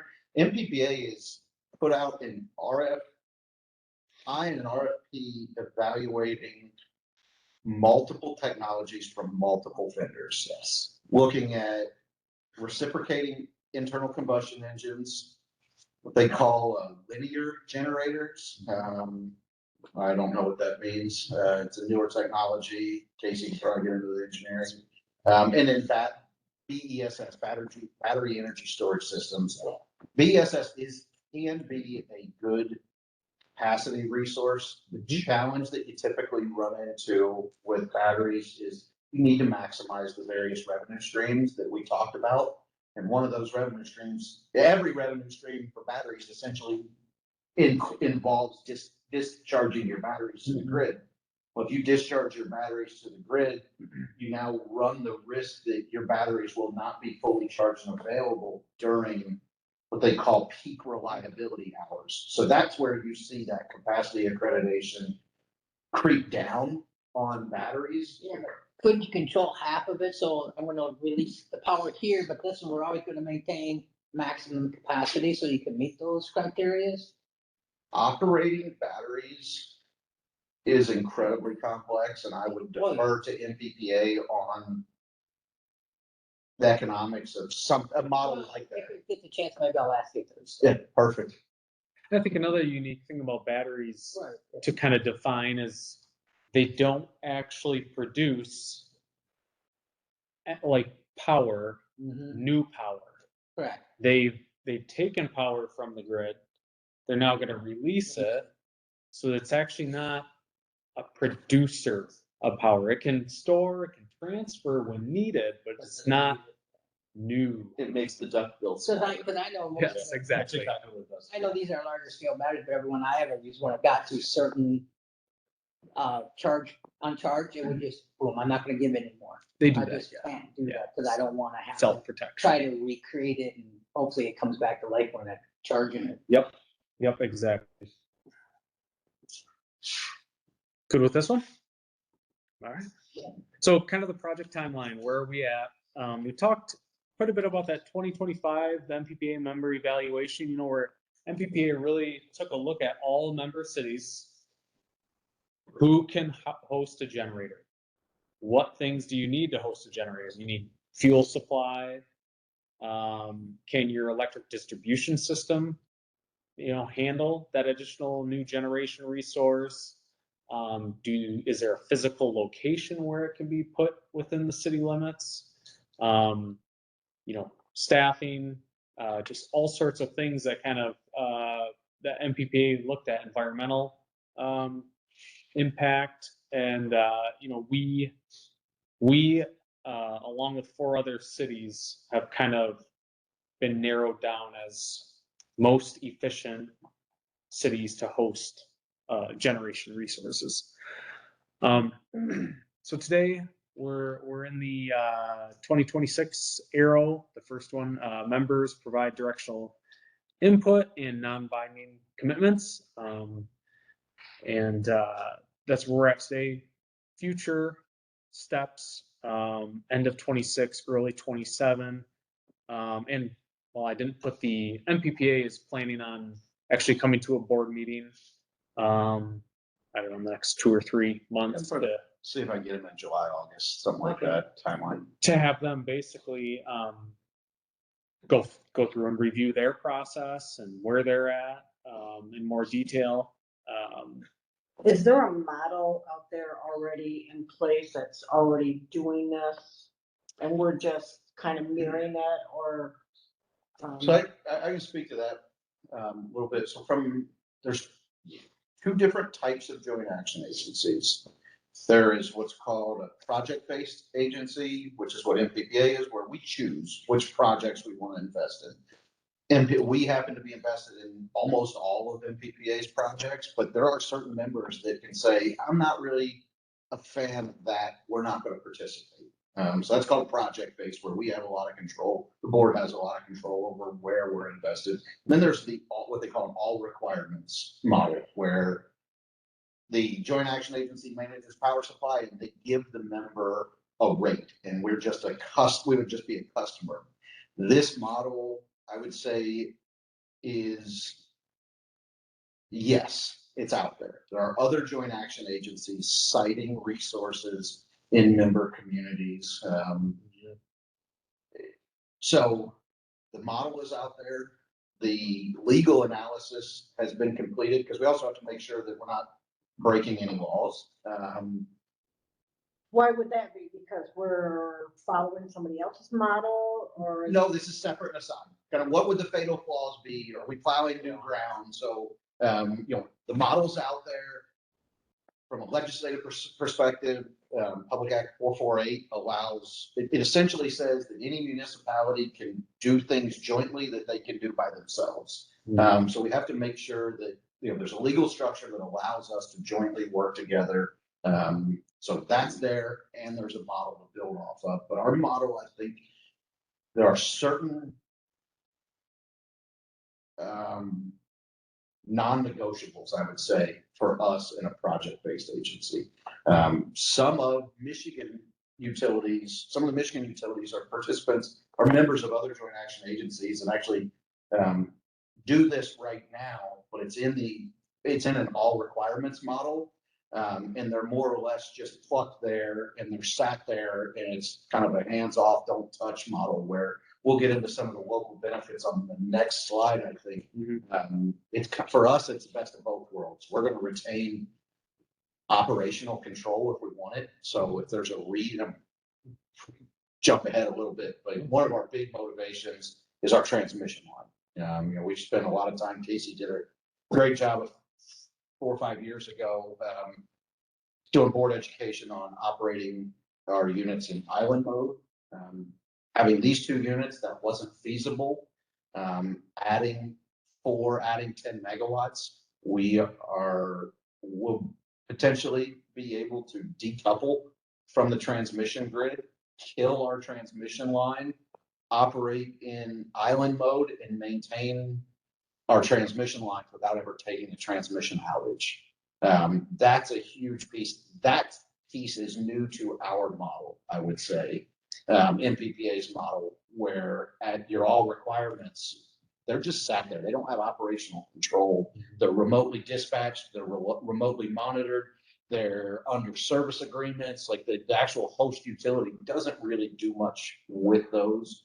Still a good model. It's just the differences between an all requirements model and a project-based model. Yeah, I guess just to sum up this slide, ultimately the end goal is to have construction, completed by 2029 of the project, to have that capacity, that short capacity position filled for 2030 and going forward. That's fast. That's good. That timeline right there is what's driving a lot of why behind the meter. You cannot build a grid interconnected resource, and I stole your thunder. No, you got it. Yeah. Keep going. I was just gonna. That's Damn it. I mean, if it took us 3 years to get a truck, how long will? And that's the thing. Yeah. I mean, Especially 22 of them. Ready early. the MISO, if we were to have a large scale generation facility somewhere out there on the transmission grid, 5 years to go through the MISO queue just to get approved. And then you procure. Then you get your equipment, and how do you manage that risk? I don't know if we're gonna get approved or not, but we wanna move forward with buying millions of dollars of equipment. Well, and on the large scale, it's 10 to 15% reservation fees, 5+ years out. If you want a manufacturing slot, give us millions to hold your spot. Just to start. Yeah. So the timeline is big. You talk about, hey, these units, can we get these units in time? Obviously, one of the vendor evaluation criteria is deliverability. Can our vendors, if they're evaluating risk, provide the materials? If you can't, then you're gone. That's a fatal flaw. I can tell you that there are a couple technologies that are kind of rising to the top, and one in particular that I've heard a lot of good things from members who currently utilize them is they are very responsive, and timely procurement should not be a delay. And that's a perfect link to standardization. Existing assets, other members already have proven technology, and just adding more of those. Casey and I have a preference on where we hope MPPA lands. I know you do. I know I do. I'm 99% sure it's the same. Yeah. It's a very common unit with a lot of history and a lot of. Casey has hands-on experience Yeah. with these units. It's tried and true, so. Well, you got hamsters at home, I move on. Hamster. He's got hands-on. In a previous life, Casey, So when that you, was similar applications. so how many more slides we got? I'm trying, okay, Perry, I'm working. I got some. I've got some more I'm questions. sorry, Okay. give him the clicker. Right? I don't wanna miss my Richard. I know, I'm sorry. You got the voice tonight? Quick summary. No, I'm just trying, Andrew's not here, I'm just trying to prove the point that it's Andrew that whole time, that makes these meetings go on. It's me. We have not hit the graphs yet. This is good. That's when we go way fast. This is No. educational discussion. That's good. Well, and to be fair, Casey and I did say, we need to spend an hour probably on this. This is Ooh, you're at an hour 6. good. I'll go an hour. I'll go to 4 hours. You said you wanted. Hour and 6 minutes. Questions, You're trying to get out of bed. huh?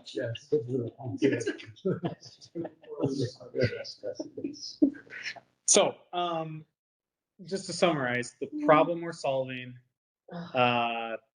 MPPA and Lowell need capacity quickly. We don't have a lot of time to acquire it. And just some of the local benefits to having generation resources here. Local operation, we can turn them on if we need to. We can prevent them from turning on if we need to perform some sort of maintenance, or we need outage, management planning here. Local control, same kind of thought. We can turn them on if we need them. If we need to support our distribution system from an electrical load perspective, if we need to support our transmission line from an outage management perspective, we can use this asset for our benefit. We don't have to go to MPPA for approval or qualifying events. We can use them when we want to use them. Project financing by MPPA is a huge one.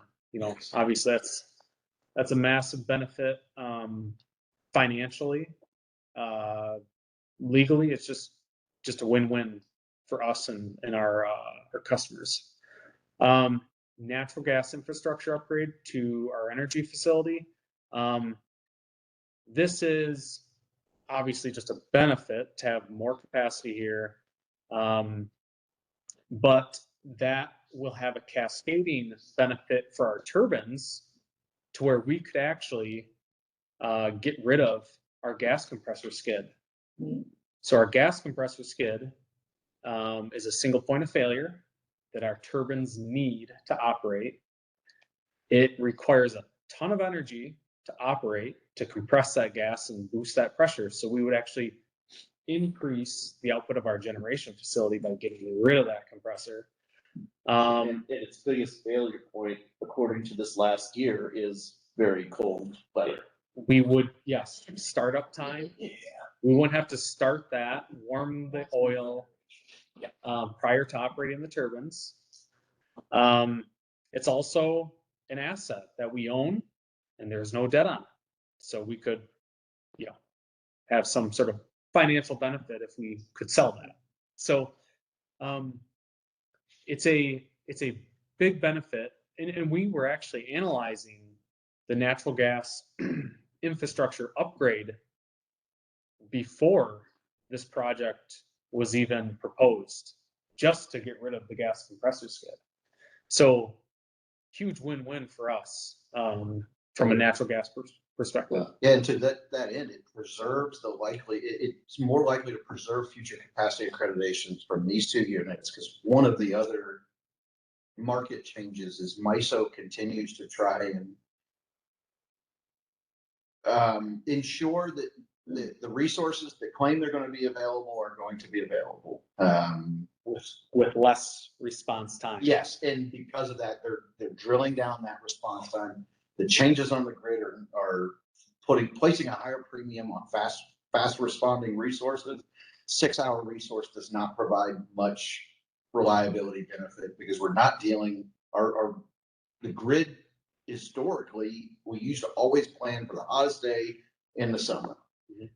Those are long, you can see that coming. It's long, long notice, that 6 hour resource. I can tell you this morning, we're gonna need you to turn your resource on by 4 o'clock this afternoon, provided value. At 5 o'clock on January 24th, nobody predicted a major grid stress shortfall. By 6 hours into it, it was irrelevant whether or not that 6 hour unit could start up. So it didn't provide the reliability characteristics that aligned with the capacity accreditation. So you're seeing the response times get pinched down. You're seeing it be more and more punitive if you don't show up during an event. So that gas compressor has been identified as potentially the bottleneck in being able to maintain capacity accreditations for the 2 units post potential MISO rule changes. So that's why Casey was looking at, hey, if we got rid of the gas compressor already, we just brought high pressure gas here. We brought the turbine pressure and we took delivery at turbine pressure. He can come in and fire them up and we're running in a half hour almost. I mean, they're quick startup units. It's just the gas compressor is not quick response. You also do a study then on future natural gas costs for these quick startups, what that gas going to be in X number you thought, based on where we're going today? I hate to put something in and find out I can't even afford to run it down because it's costing me more than it is to run it. So again, But again, I don't know what that answer yeah, the nice thing is we're gonna run them from a capacity standpoint. You run them very little. Any other time, they're dispatched economically. If the price of gas, if your price to produce power is cheaper than what you can buy it for, you produce it. If it's more expensive, if it's more expensive to produce at home, you go to the store and buy it. So that's not a concern, but the dispatch model that it's building factors in future gas prices, factors in forward curves on energy, on gas, there's all kinds of assumptions, future assumptions around that dispatch model. When does it make sense to run? Is there a way to buy gas on a contract long-term basis that would be beneficial? So I'll also put in, great question also. So we would only have to operate this capacity resource for 1 hour in an entire year to get a capacity accreditation for it. That's all we'd have to do, just to prove it's here, it can provide that benefit. 1 hour, we ran it. That's all you have to run. But if we were required to run it in an emergency, Besides the MISO. but the price floor is $1,100 a megawatt hour. Yes. If natural gas impacts the market price of power significantly. When your next resource tends to be a natural gas fired resource, price of gas very much is a leading factor into your electric market prices. So I could not imagine a world where emergency conditions didn't cover our gas prices without everybody. Electricity is not affordable at that point. I would say, also, MISO would change Yes. that value for that capacity during max gen events based on natural gas fuel prices. Yeah, So, because it's, But speaking of contracts, there's a lot you can do with gas. We're not in a position to hedge future gas supply. I would say we chase some contracts. So we're just a retail customer, and Michigan has retail choice. So we've actually, Casey and I have we've gotten into gas supply contracts with Constellation to lock in a price. We're probably better off floating consumers' retail rates, honestly. And that's one of the benefits of that shared structure is we have consumers. Another company may have DTE, another company may have Simco, another company may be tied direct, may have access to some other gas. So we start to diversify gas supply by a multi-member hosted project. pipeline. Yeah. compression stations, so, yeah. The end. So before we move on, really the purpose of this is twofold. It's just a broad education. And two, want the board to really start thinking about whether or not there are any fatal flaws, or whether or not this is something that ultimately the board would not support moving forward with. Or if the community didn't think the community was supportive of it. We are pretty bullish on this because we have current natural gas infrastructure here that does not garner a ton of negative attention. Quite frankly, it's hard to build right now. It's hard to communicate why not solar, why not wind, and that was part of the presentation, is trying to, you know, make sure that everybody has their arms wrapped around the capacity investment versus an energy investment, and that's ultimately why not wind, not solar. Also, from a timeline perspective, wind and solar makes sense on a utility scale. They really are tough to pencil economically on a really small scale. So, you know, if we were going to invest in wind, solar, for one, we really need to invest through PPAs. So we can monetize a portion of the investment tax credit, some of the other incentives for building solar, but ultimately it's just not an option for this application. Other thing I want to, I guess, double down on is this is a single solution. Our capacity problem is not resolved long-term just because we make this investment. We have another cliff in 2035. This is, you're seeing in this the evolution of the power grid that you hear about. Yep. You know, you're seeing the impacts of retiring aging resources and needing to modernize the electric generation fleet. That's all. I know we've all heard it on the news a million times. That's exactly what this is. So there will be the next iteration and the next iteration. And personally, I think that the next investment is going to have to be a dual energy and capacity investment. We have to, there's resource adequacy from a capacity standpoint, energy adequacy, making sure we have enough energy to meet our customers' needs and not leave us exposed to the market. Energy is just easier to transact on the market and fill short positions. Charlie, I would, just thinking off top, I would think 80% of the ratepayers in Lowell would not hesitate on this particular program. Where I think that they don't know is our partner. I think a lot of us know MMP, MPA. Yeah. Anyways, I think it's how do we go about educate them on what that partnership looks like and who they really are, bringing that to the overall public. I know a lot of them know that, but, you know, I just know they gotta, it's probably even higher than 80%. You know, I didn't want your head to get too big, but It's probably what, I mean, it's, people still think that the power's being generated right here, yeah. you know, that. These elections, so, But so,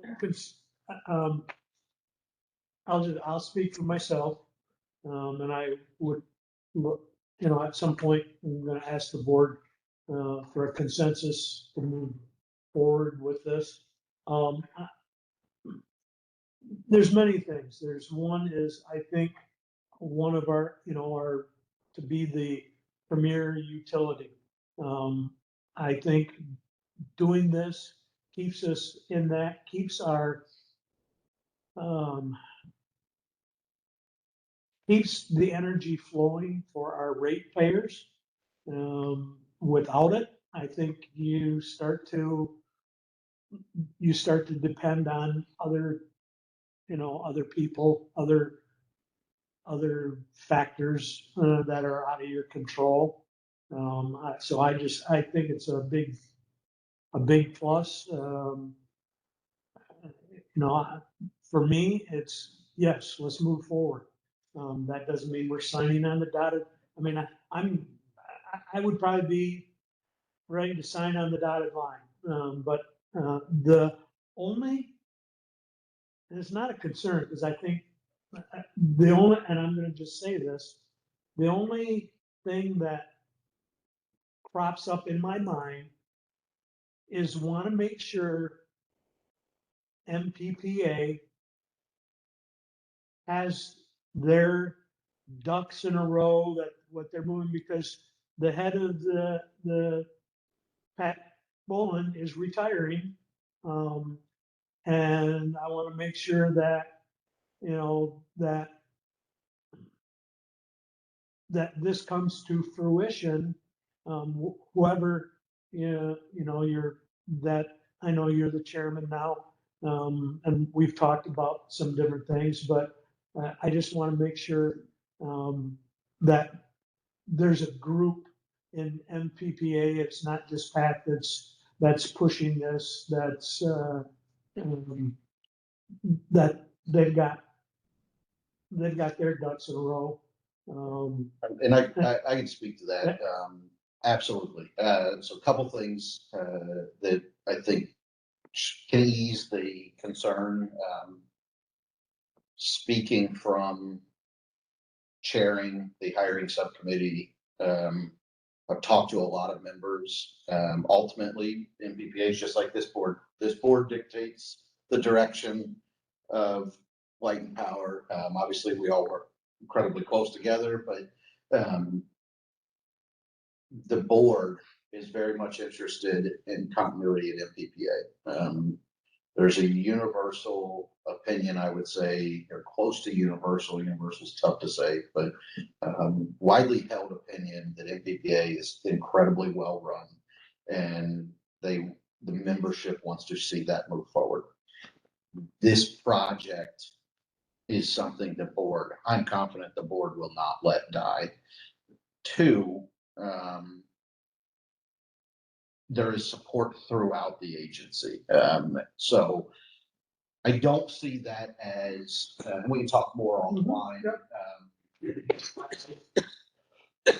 100% a valid concern, obviously. I'm not concerned that it materializes. Well, I would say that, I mean, you guys went through an exhaustive process finding a new executive director, Pat being involved with that. I mean, you've chosen someone who Well, we're in has. the process. You in the choose- process. Oh, I thought Yeah. you've already No, chosen. we've not, so there's Well, been no. Okay, I have to believe that you will choose based on, you know, Pat's Yeah. influence and everybody else's desires, the right person for the job. It does highlight the importance of strategic planning. The board owns the strategic plan. Ultimately, this is part of the strategic plan. So a new CEO would have a heck of a heavy lift trying to change course, and I just can't take anything to the bank. I would be amazingly shocked if if there was any momentum from the board to change direction, any momentum from staff to change direction, or the next And CEO. I'm publicly saying that because of your position here and your position now with MPPA, that you, I want this board to support you and support what MPPA is doing. So I'm publicly saying this so that you can take this for what it's worth back to the board of MPPA and say, the chair at Lowell is all on board and we're here. The only concern is wants to make sure that this is going to come to fruition through Pat's retirement. I mean, that's, It's incredibly helpful. I appreciate that feedback. I will undoubtedly improve that. but that's, and I'm just one vote here on this board, but that's, I don't see any downfalls.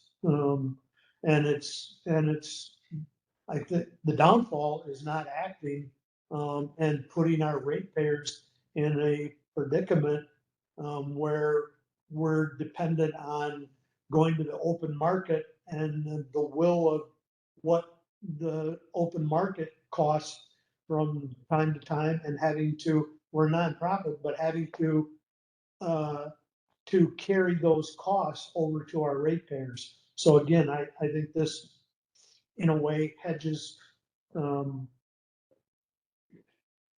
gives you a better, you never know what the future brings, but it gives you a better plan for the future to make sure that I think we're always going to have the best line crew and the best service, but we also want to have the best rates possible for our ratepayers. And I think this, again, is a step towards that, and not being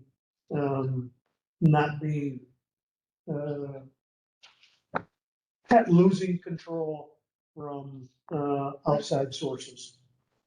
One thing that I haven't heard addressed, and I'm just gonna say it now, I don't want us to go into a deep, No, long discussion about it, but at this moment, the only things that comes to my mind is, if we're going to have the, reciprocating generators here on site, have we addressed noise issues? Are we going to have sound baffles and that kind of thing? Yeah, so the nice thing is we operate 2 turbines here. I'd say one of the initial evaluation was reviewing city ordinances everywhere, what's required. City ordinances require mufflers. What we're ultimately going to propose is different ways you can configure these units, but noise attenuation has been a priority. Absolutely. Yeah, they make all sorts of different levels of noise attenuating silencers for this type of unit. We would go with the most noise suppressing unit we could possibly buy. You can also have very tall stacks. I mean, not 100 feet, but taller stacks are better, get the noise up. And then also the way that you design the building, especially the rooftop, you can really isolate a lot of the sound so it doesn't actually come sideways. Your sound is going up, and that is a huge benefit. So, yeah. Other thing I think is important to mention, we should have included it in the slides. That my gap is post 2040 operations. Currently under Michigan's law, we have to be 100% clean. By 2040, these units do not qualify as clean resources.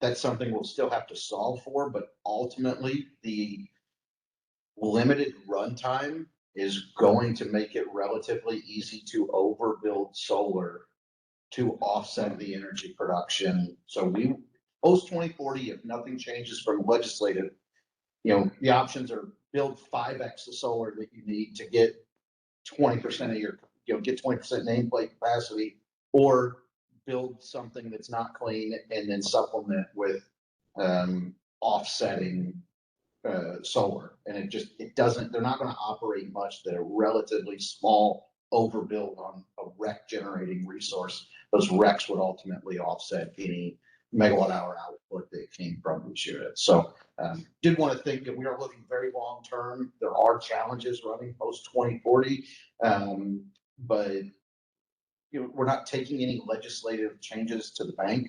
But for one, the legislation does have some off ramps and some extensions that everybody thinks almost unanimously thinks are going to need to be leveraged, because the cost of the energy transition is going to be expensive.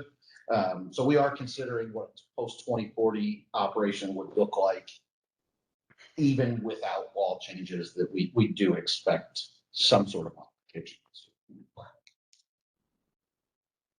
Any major concerns, anything that's not been answered, anything you specifically want to hear from MPPA about on this? I want to go see this. I want to go see this model running. I have a hard time moving.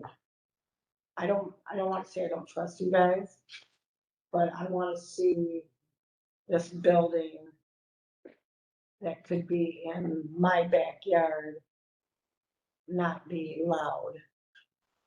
Because I've already faced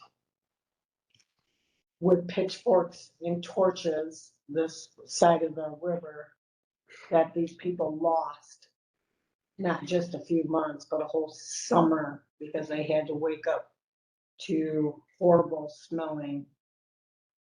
And I don't wanna ever have to do that. I don't wanna ever see their faces that upset. That's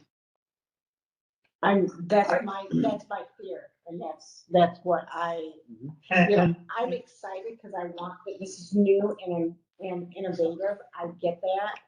But where is this model at? So I could walk into that yard and listen. Well, you can address that.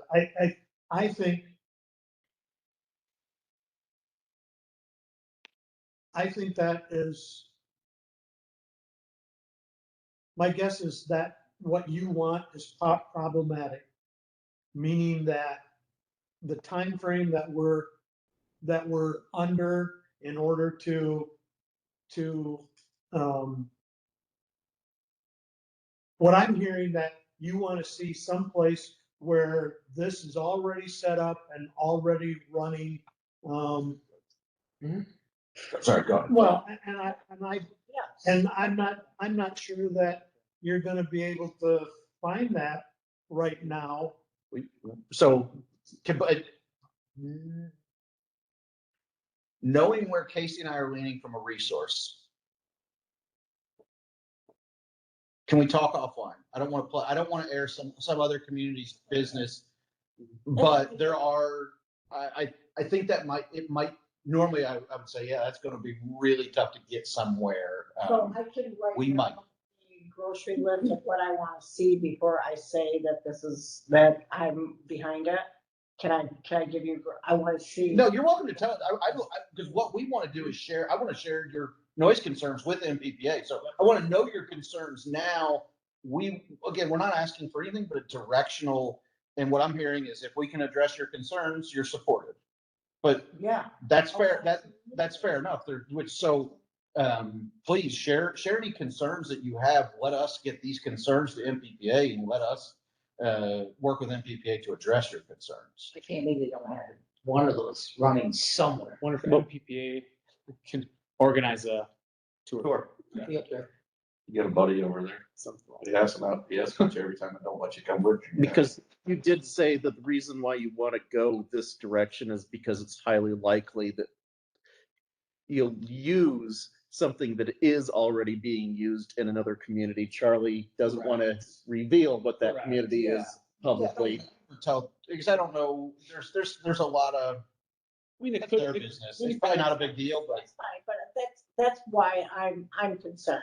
So what I will tell you is similar applications are currently being leveraged in municipal communities. for 15 years that I know of. I would love to see that then. I would love to see from the cogs here coming into here to this building that is potentially loud and ugly. Sure. I want to see I want to see that process, the ugly to the sound Yeah. to, if you don't mind. I'm excited. This is super cool. I love it. But I was like, I just want to be cautious. Yes, and that's what we would I'd like. recommend to the board to approach. This is what we've done, is approach it very cautiously. We're not trying to say, hey, let's put another biodigester. I don't mind putting my feet to the fire. I will take time off from work and use my own vacation time to go see this. That's how important it is to me. I'm thinking your concern is probably right in line with other community board members' concerns, and it's probably gonna be common feedback for MPPA, and MPPA is gonna. I would also say the nice thing about noise concerns, separating from the biodigester. The only way to address the biodigester was shut it down. Mhm. There are, Marquette has shared.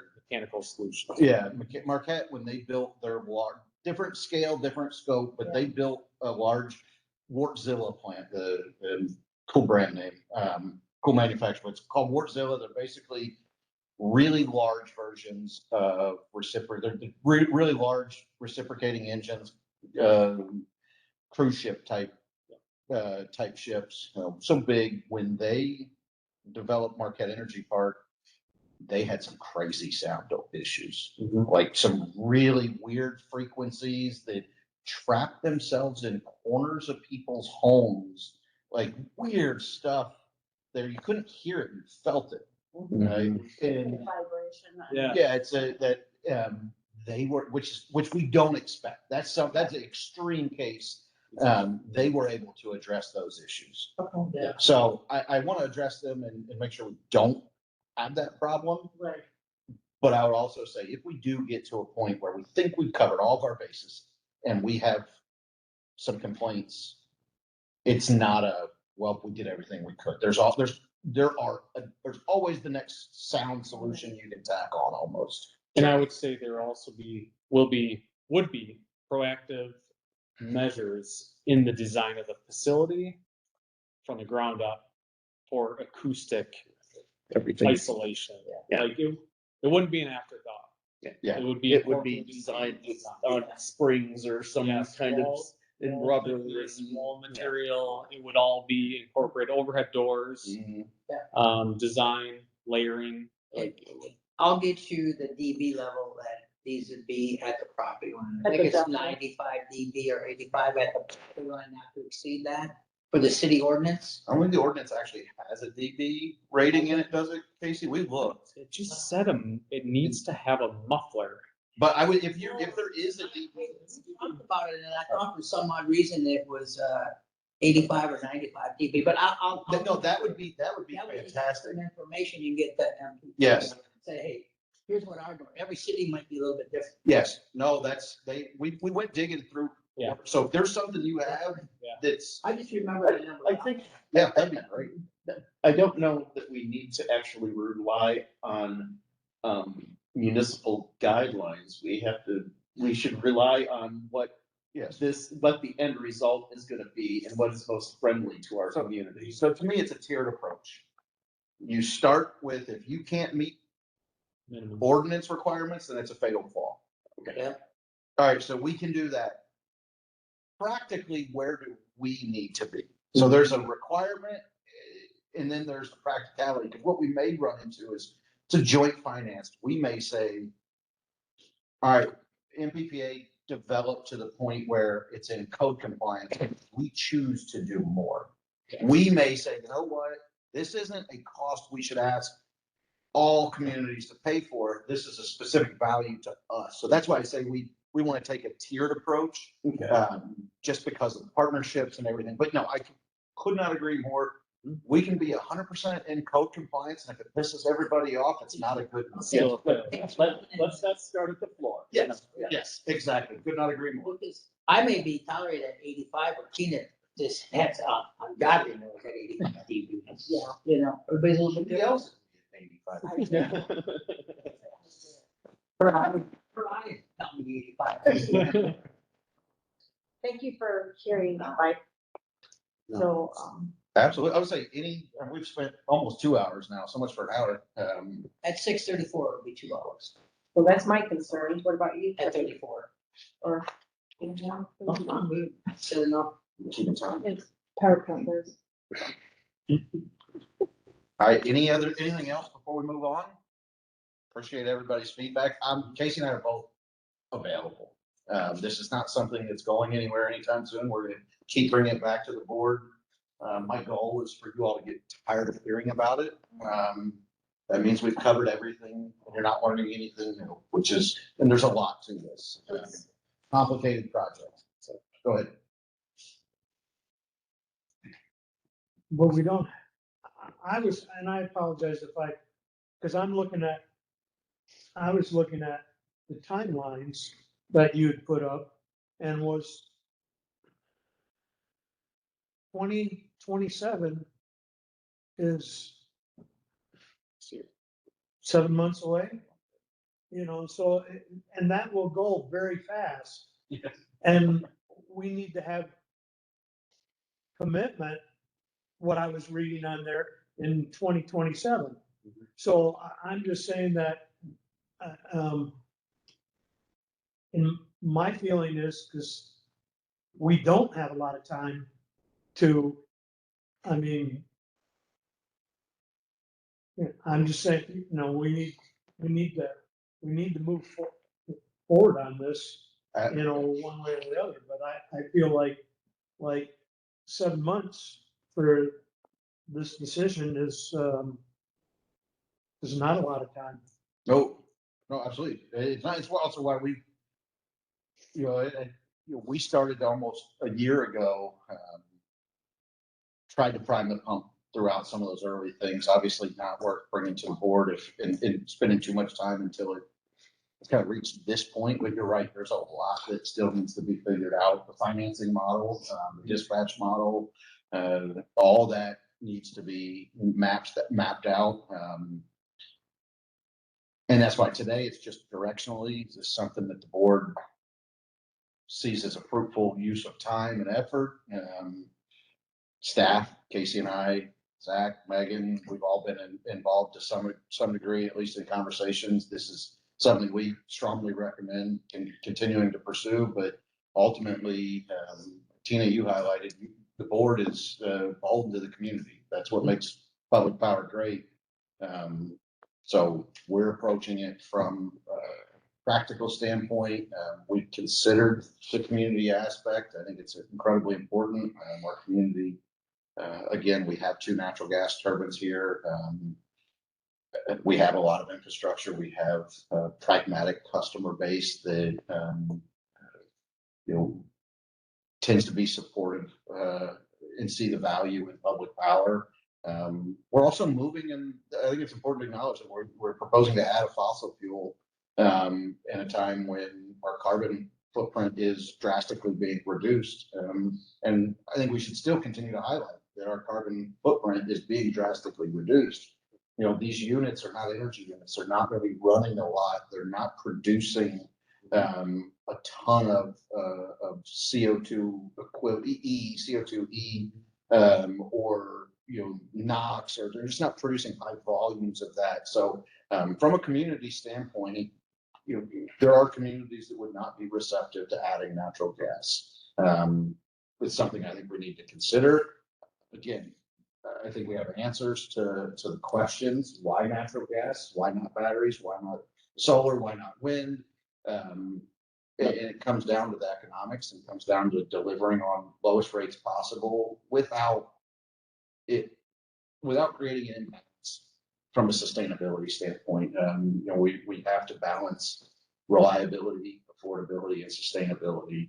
And this, in our opinion, balances those 3 things by drastically reducing carbon output from, comparative baseload or a coal plant that we're retiring.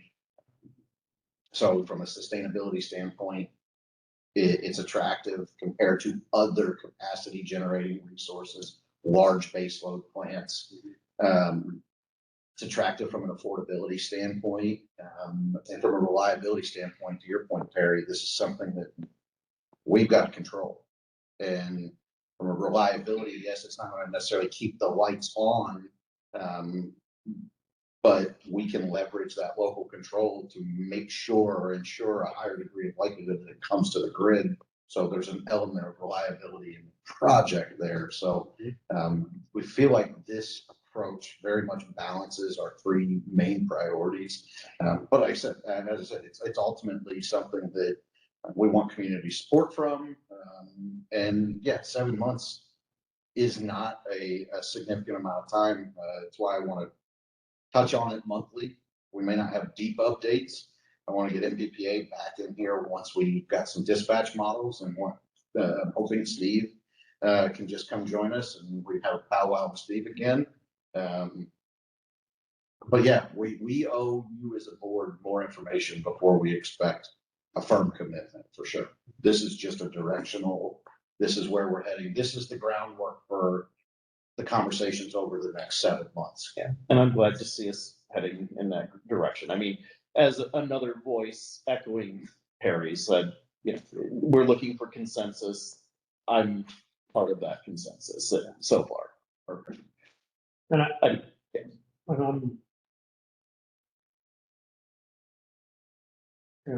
just.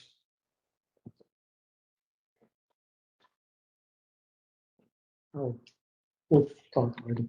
So I just want to say thank you for everybody's time and Thank you. yeah, thank you for your discussion. Okay. All right. You send that over to Andrew. Yeah, so as a follow-up, Casey and I will get out the slide deck from the presentation, and then we also have kind of an executive summary as well. And we'll ask you all to flag that email, save those files somewhere, because before somebody from MPPA comes in, I'm sure we will ask you to review those materials again, and constantly refresh, because we're not going to go back and start at the beginning of the conversation the next time. We're kind of picking up where we left off today. And we need to, because the decision is a big decision and because it's a relatively tight timeline, we just need to continue to build on a single ongoing conversation. So please review those when you get them and just make sure you're comfortable. If you have any questions, happy to set up time. Casey and I will come sit down with you, you come in. We will dedicate whatever time we need to make sure that the board is comfortable with this decision. Jim, same offer to you. We want to make sure that you have a comfort level with this, that if somebody from city council asks about it, somebody in the public, anything like that. So the offer stands for everybody, please. There are no stupid questions. We can start back at the beginning of the conversation and do the whole thing over, if that's what's going to help you make an informed decision. I do have one quick. All right. So if we move forward with this, Lowell Light and Power will be hiring the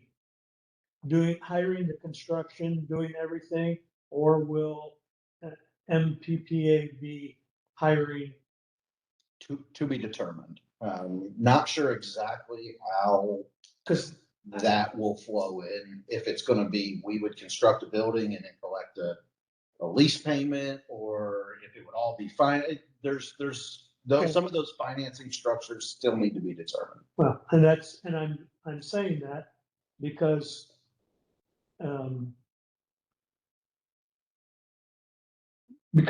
it's going back to the biodigester.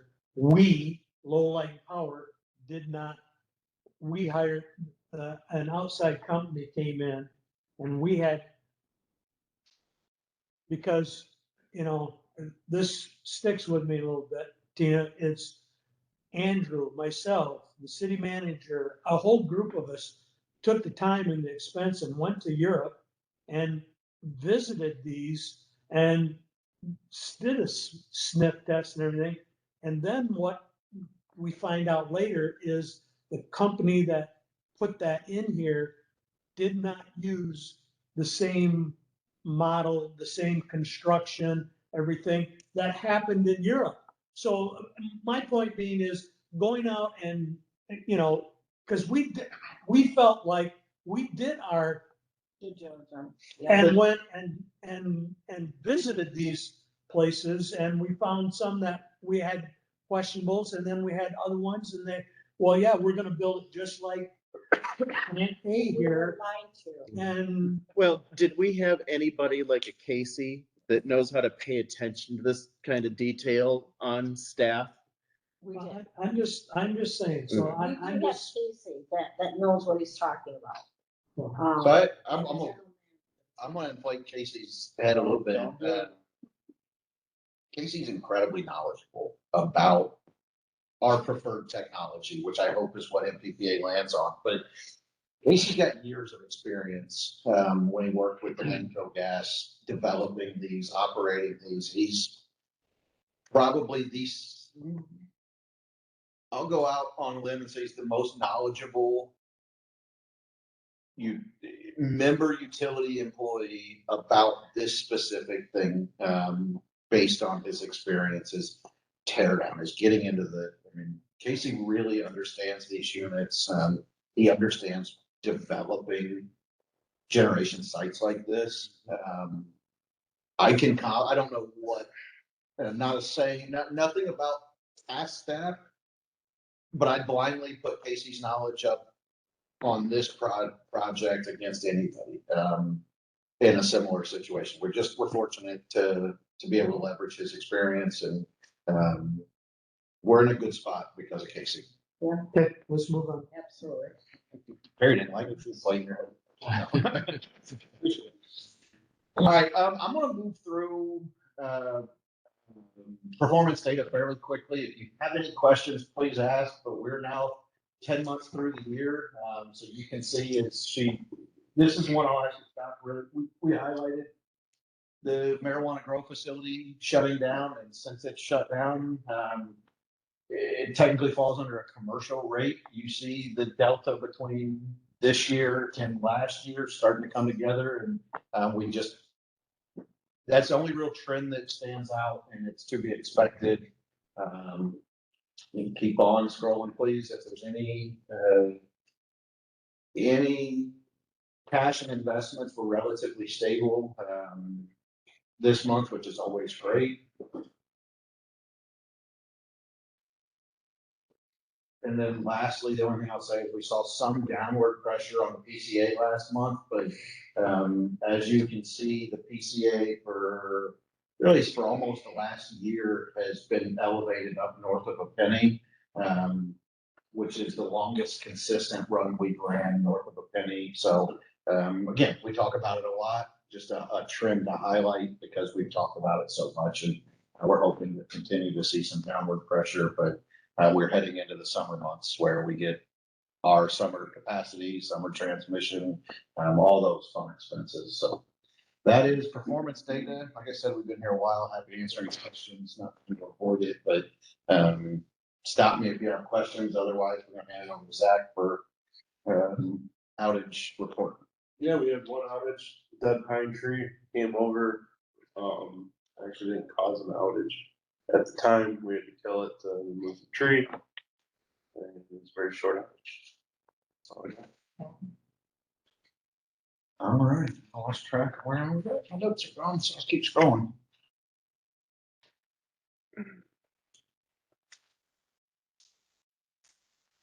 No clue where my notes went. Not even gonna try. All right, income statement is next.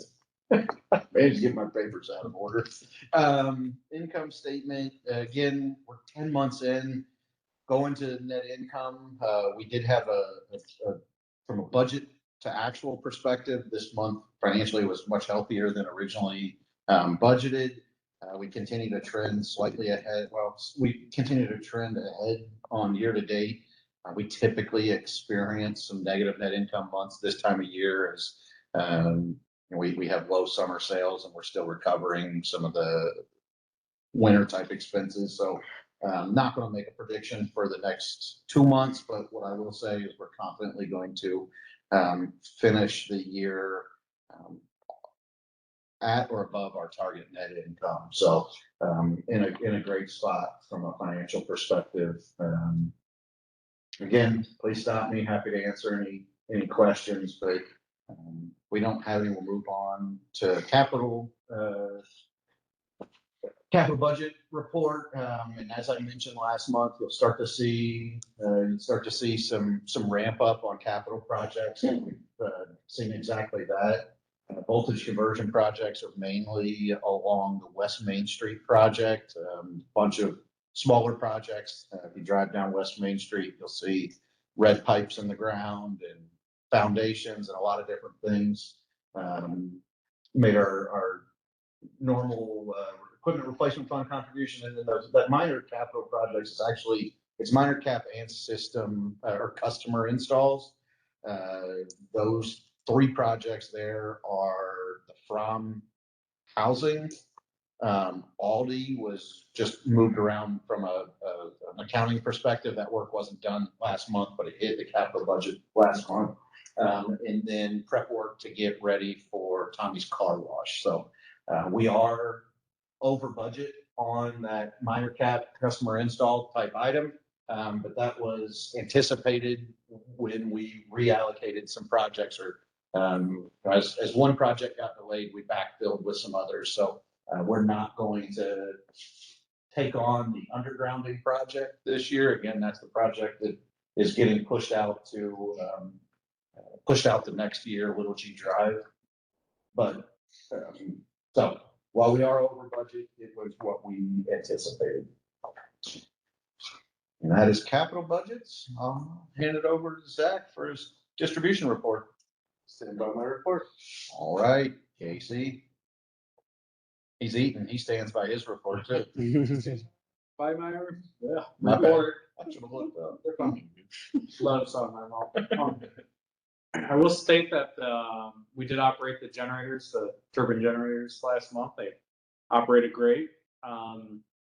No issues, and it was just for exercising and just testing purposes, getting ready for the summer, so.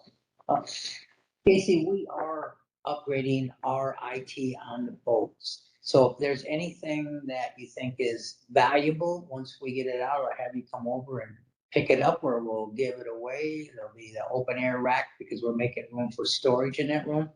Then we'll be tying into the city's internet. So all that's coming out. We're gonna get our own. That's in there. So whatever you guys wanna do with it, if you wanna do it, boat anchor. Just, Well, the other thing I was thinking, just, we'll talk later. okay, yeah. All right. Megan. I just wanted to highlight the customer survey. It is still open, so if you haven't taken it yet, go ahead and take it. I do. Screenshot the thank you page and enter into our drawing for a bill credit, so. We're not giving board members bill credits. I'm sorry. Give them $1. Your wife is not eligible either.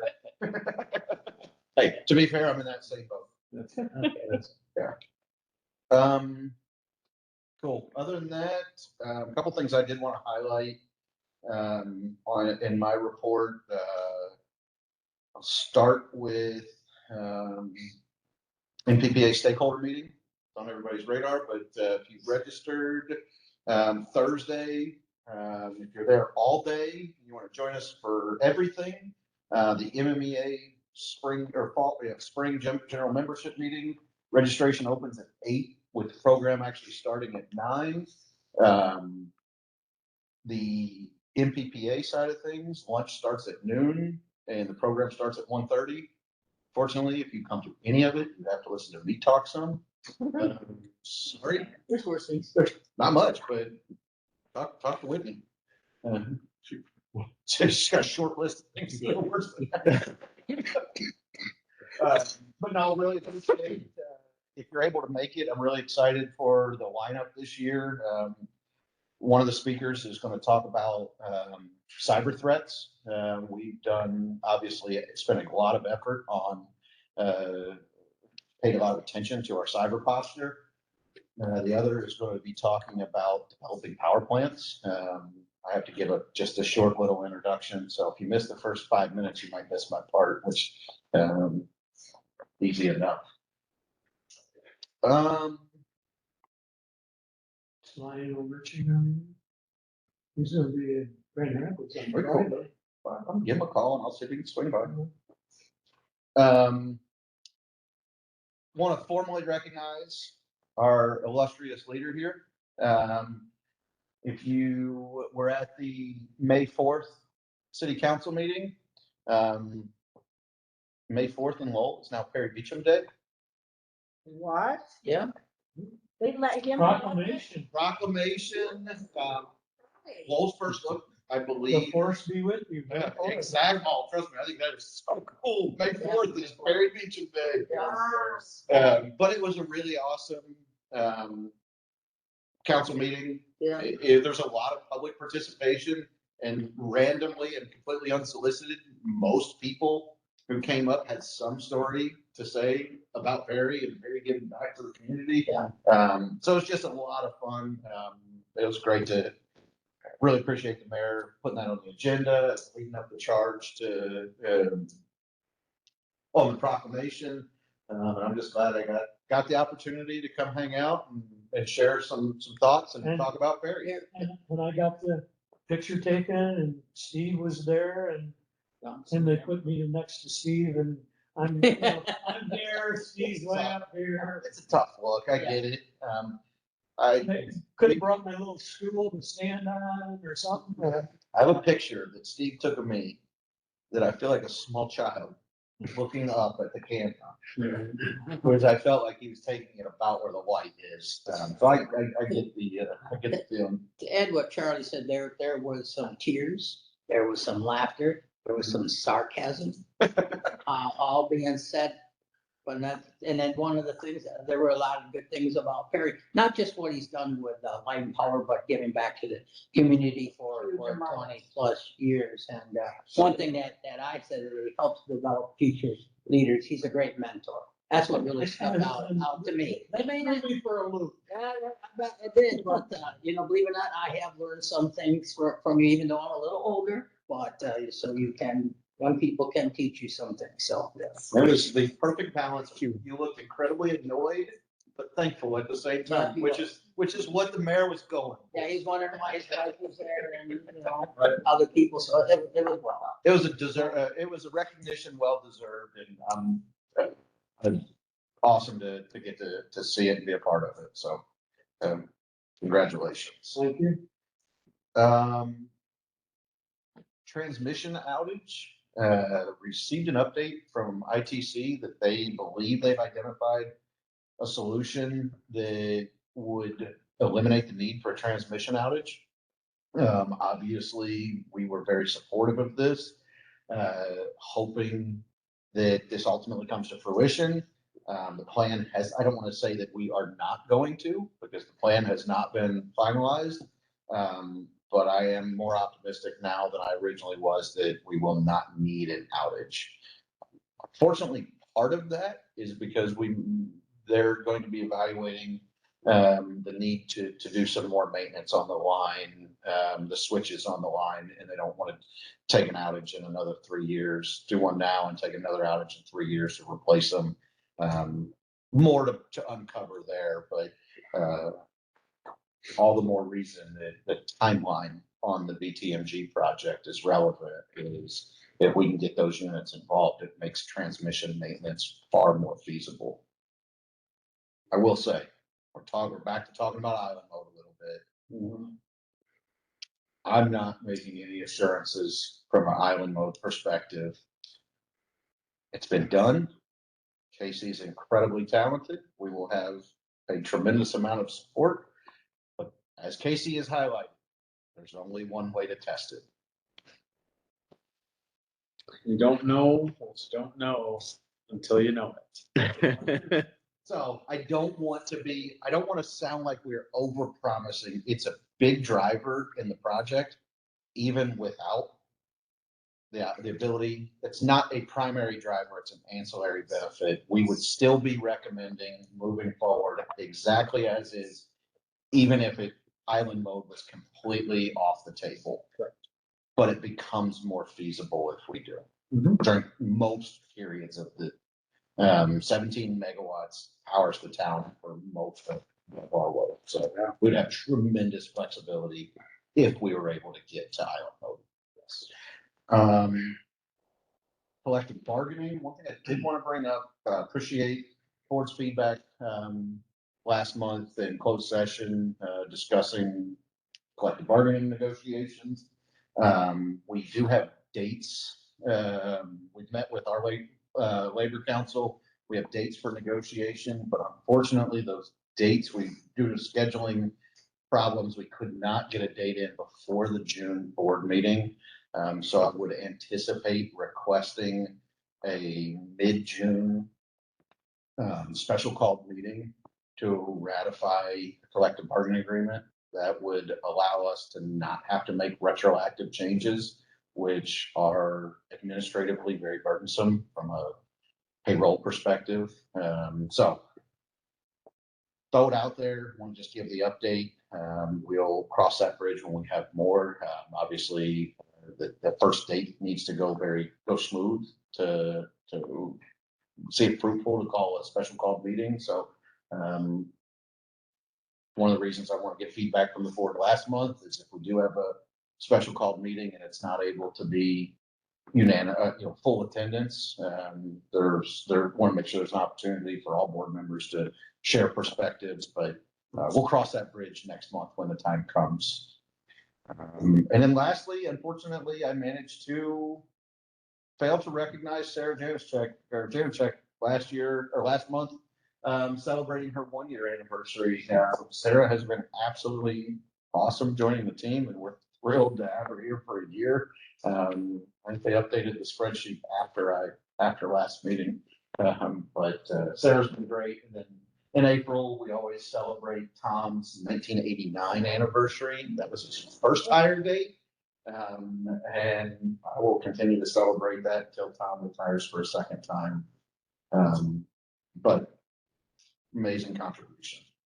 And that is the manager's report. Charlie, were you gonna reschedule the highway pickup now that it's open, or you gonna just do it in the fall? They said skip it. Okay, Yeah. it doesn't look that bad, I mean, No, it's tough because the spring one's the big cleanup usually, but the way I understand the program is there's designated weeks. There's designated times to do it, and because the road construction, they said the road construction is gonna occur during the designated time, so just move on to your second cleanup. Which we do in July. oh, July, okay, so it's down the road, yes, Chatham. not early in the morning, Oh, that's true. because earlier now. So, couple pictures, Chambers held their, annual line worker appreciation dinner. It was another awesome turnout. Appreciate everybody that was able to make it. It was a blast. Obviously, we greatly appreciate, Marty and all the recognition. Line crews do incredibly difficult work, and the recognition's well deserved. Something I always appreciate out of this dinner is Marty's acknowledgement of the entire team, from the board members down to, part-time employees. Everybody from start to finish contributes, and I think it's awesome that Marty makes sure to recognize everybody. Oh, what did you win, man? I picked the wallet that had the money in it. Oh, apparently Leah did too. Well, I think all the wallets but one got some money, that was the first one then, because we thought of it after. I had the second Just choice. contribute a little The cash, and that's what happened. Yeah, tremendous support from throughout the community. This year was awesome. I don't know who all built the tent, but we had a homeless encampment. Lieutenant Clark, They don't have heaters, homeless don't have heaters. No, it was warm. It was like, it was high dollar homeless budget. No, it was fantastic. It was exactly what contributed to people sticking around and having the good time that they did. Whereas otherwise it would have been too cold. That was incredibly awesome to have that set up. We did our annual tree giveaway. We had cars lined, you see that bottom right picture? We had cars lined all the way out on to Chatham. It was a great time. Gave away 100 trees. Trees were, I think, reserved in about 3 days. So Lauren come through, so, we had to deliver a few of them, because on Monday I saw, we delivered. Tony had 3 or 4 trees in the back of his He truck. was coming over here. He was driving from here over to the office, because Monday morning, we bring any unpicked up trees over to the office, and we call people and ask them to come pick them up. I think this year everything was picked up at the office. I don't know. You guys deliver any of them this year? Do? We always a couple of them. There's been years in the past that we helped an old lady plant one year. Well, that's kind that you guys do deliver. Oh, yeah. We're gonna do. Yeah, things happen, if you couldn't get it. We also did our annual first grade visit to Bushnell. This year was special for me, obviously. My youngest is up there. Lily's on the top left. She said, obviously in first grade, I know a ton of the first graders, because Lily's in the class. It was a lot of fun. The little kid on the top right's John. That's one of Lily's really good friends, and he is all boy and full of energy. And loved every minute of it. I saw him at the Whitecaps game last Friday. The school had a thing, and I asked him, I said, "Do you learn anything, John?" And he rattled off everything that we told him. Wow. Everything. I said, "Wow, you really paid attention." He said, "You told me I needed to be safe, and you're going to tell me how to be safe." So it was a lot of fun. It's one of my favorite events that we do every year. it's the fun age. Thank you for everybody involved. Zach helps out a ton. Julie was out there this year. Tony always helps out. Paul was out there this year. Ryan was out there. We had a really good time. Spent about 2 hours out there. And next year we'll get a little Crawford maybe. Yeah. Okay, You're gonna have to make plans. our next regular board meeting is June 9th. Board comments. Tina, I'll pat. I've said enough that I'm good. Greg, Perry, congratulations on May 4th. It was great to actually be in the same room while you were receiving the award. Want to make sure to congratulate Sarah on year 1, and hopefully there's many more. Also, just honored to still have Tom around and the institutional knowledge I'm sure he brings with him. Lineman appreciation dinner. I regret that I couldn't make it. I'd make it a priority to be involved and try to get there, and I just wasn't able to due to some health issues this year. That'll be it. Daniel, Yeah, echo, congrats to Sarah and Tom. And then, yeah, to the chambers for putting on lineman appreciation, but also everybody else that was involved. It was, I think, a couple of years ago, I dropped off cookies, but this time I was up for a while. And there was a lot of community businesses, gift cards, a lot of things. And the food was great. And yeah, I guess, just want to mention, I hope that the insurance change is a well worth adjustment for all people who are affected by it. I think we, as a board, chose hopefully a good path going forward. And if there's, some minor bumps, I hope that they're worth it in the end. People bear with us. it's okay. Is the apprentice graduation, is that a big deal? Is that? Zach and I are road tripping with Chairman. You're welcome, obviously, board's welcome to join us. It's Friday. We'll be heading out probably at 9. Where? Cadillac. Oh, Lake City, sorry. Oh, It's the direction of Cadillac, right? north. It's Cool. north. Geographically, for me, I've only been here for 6 years. I just don't know where the heck anything is.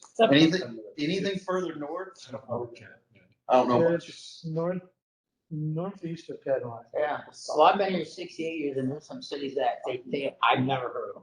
Where is that? I don't know. Okay. My own backyard. Other than that, good discussion tonight. It's certainly, I think it's exciting.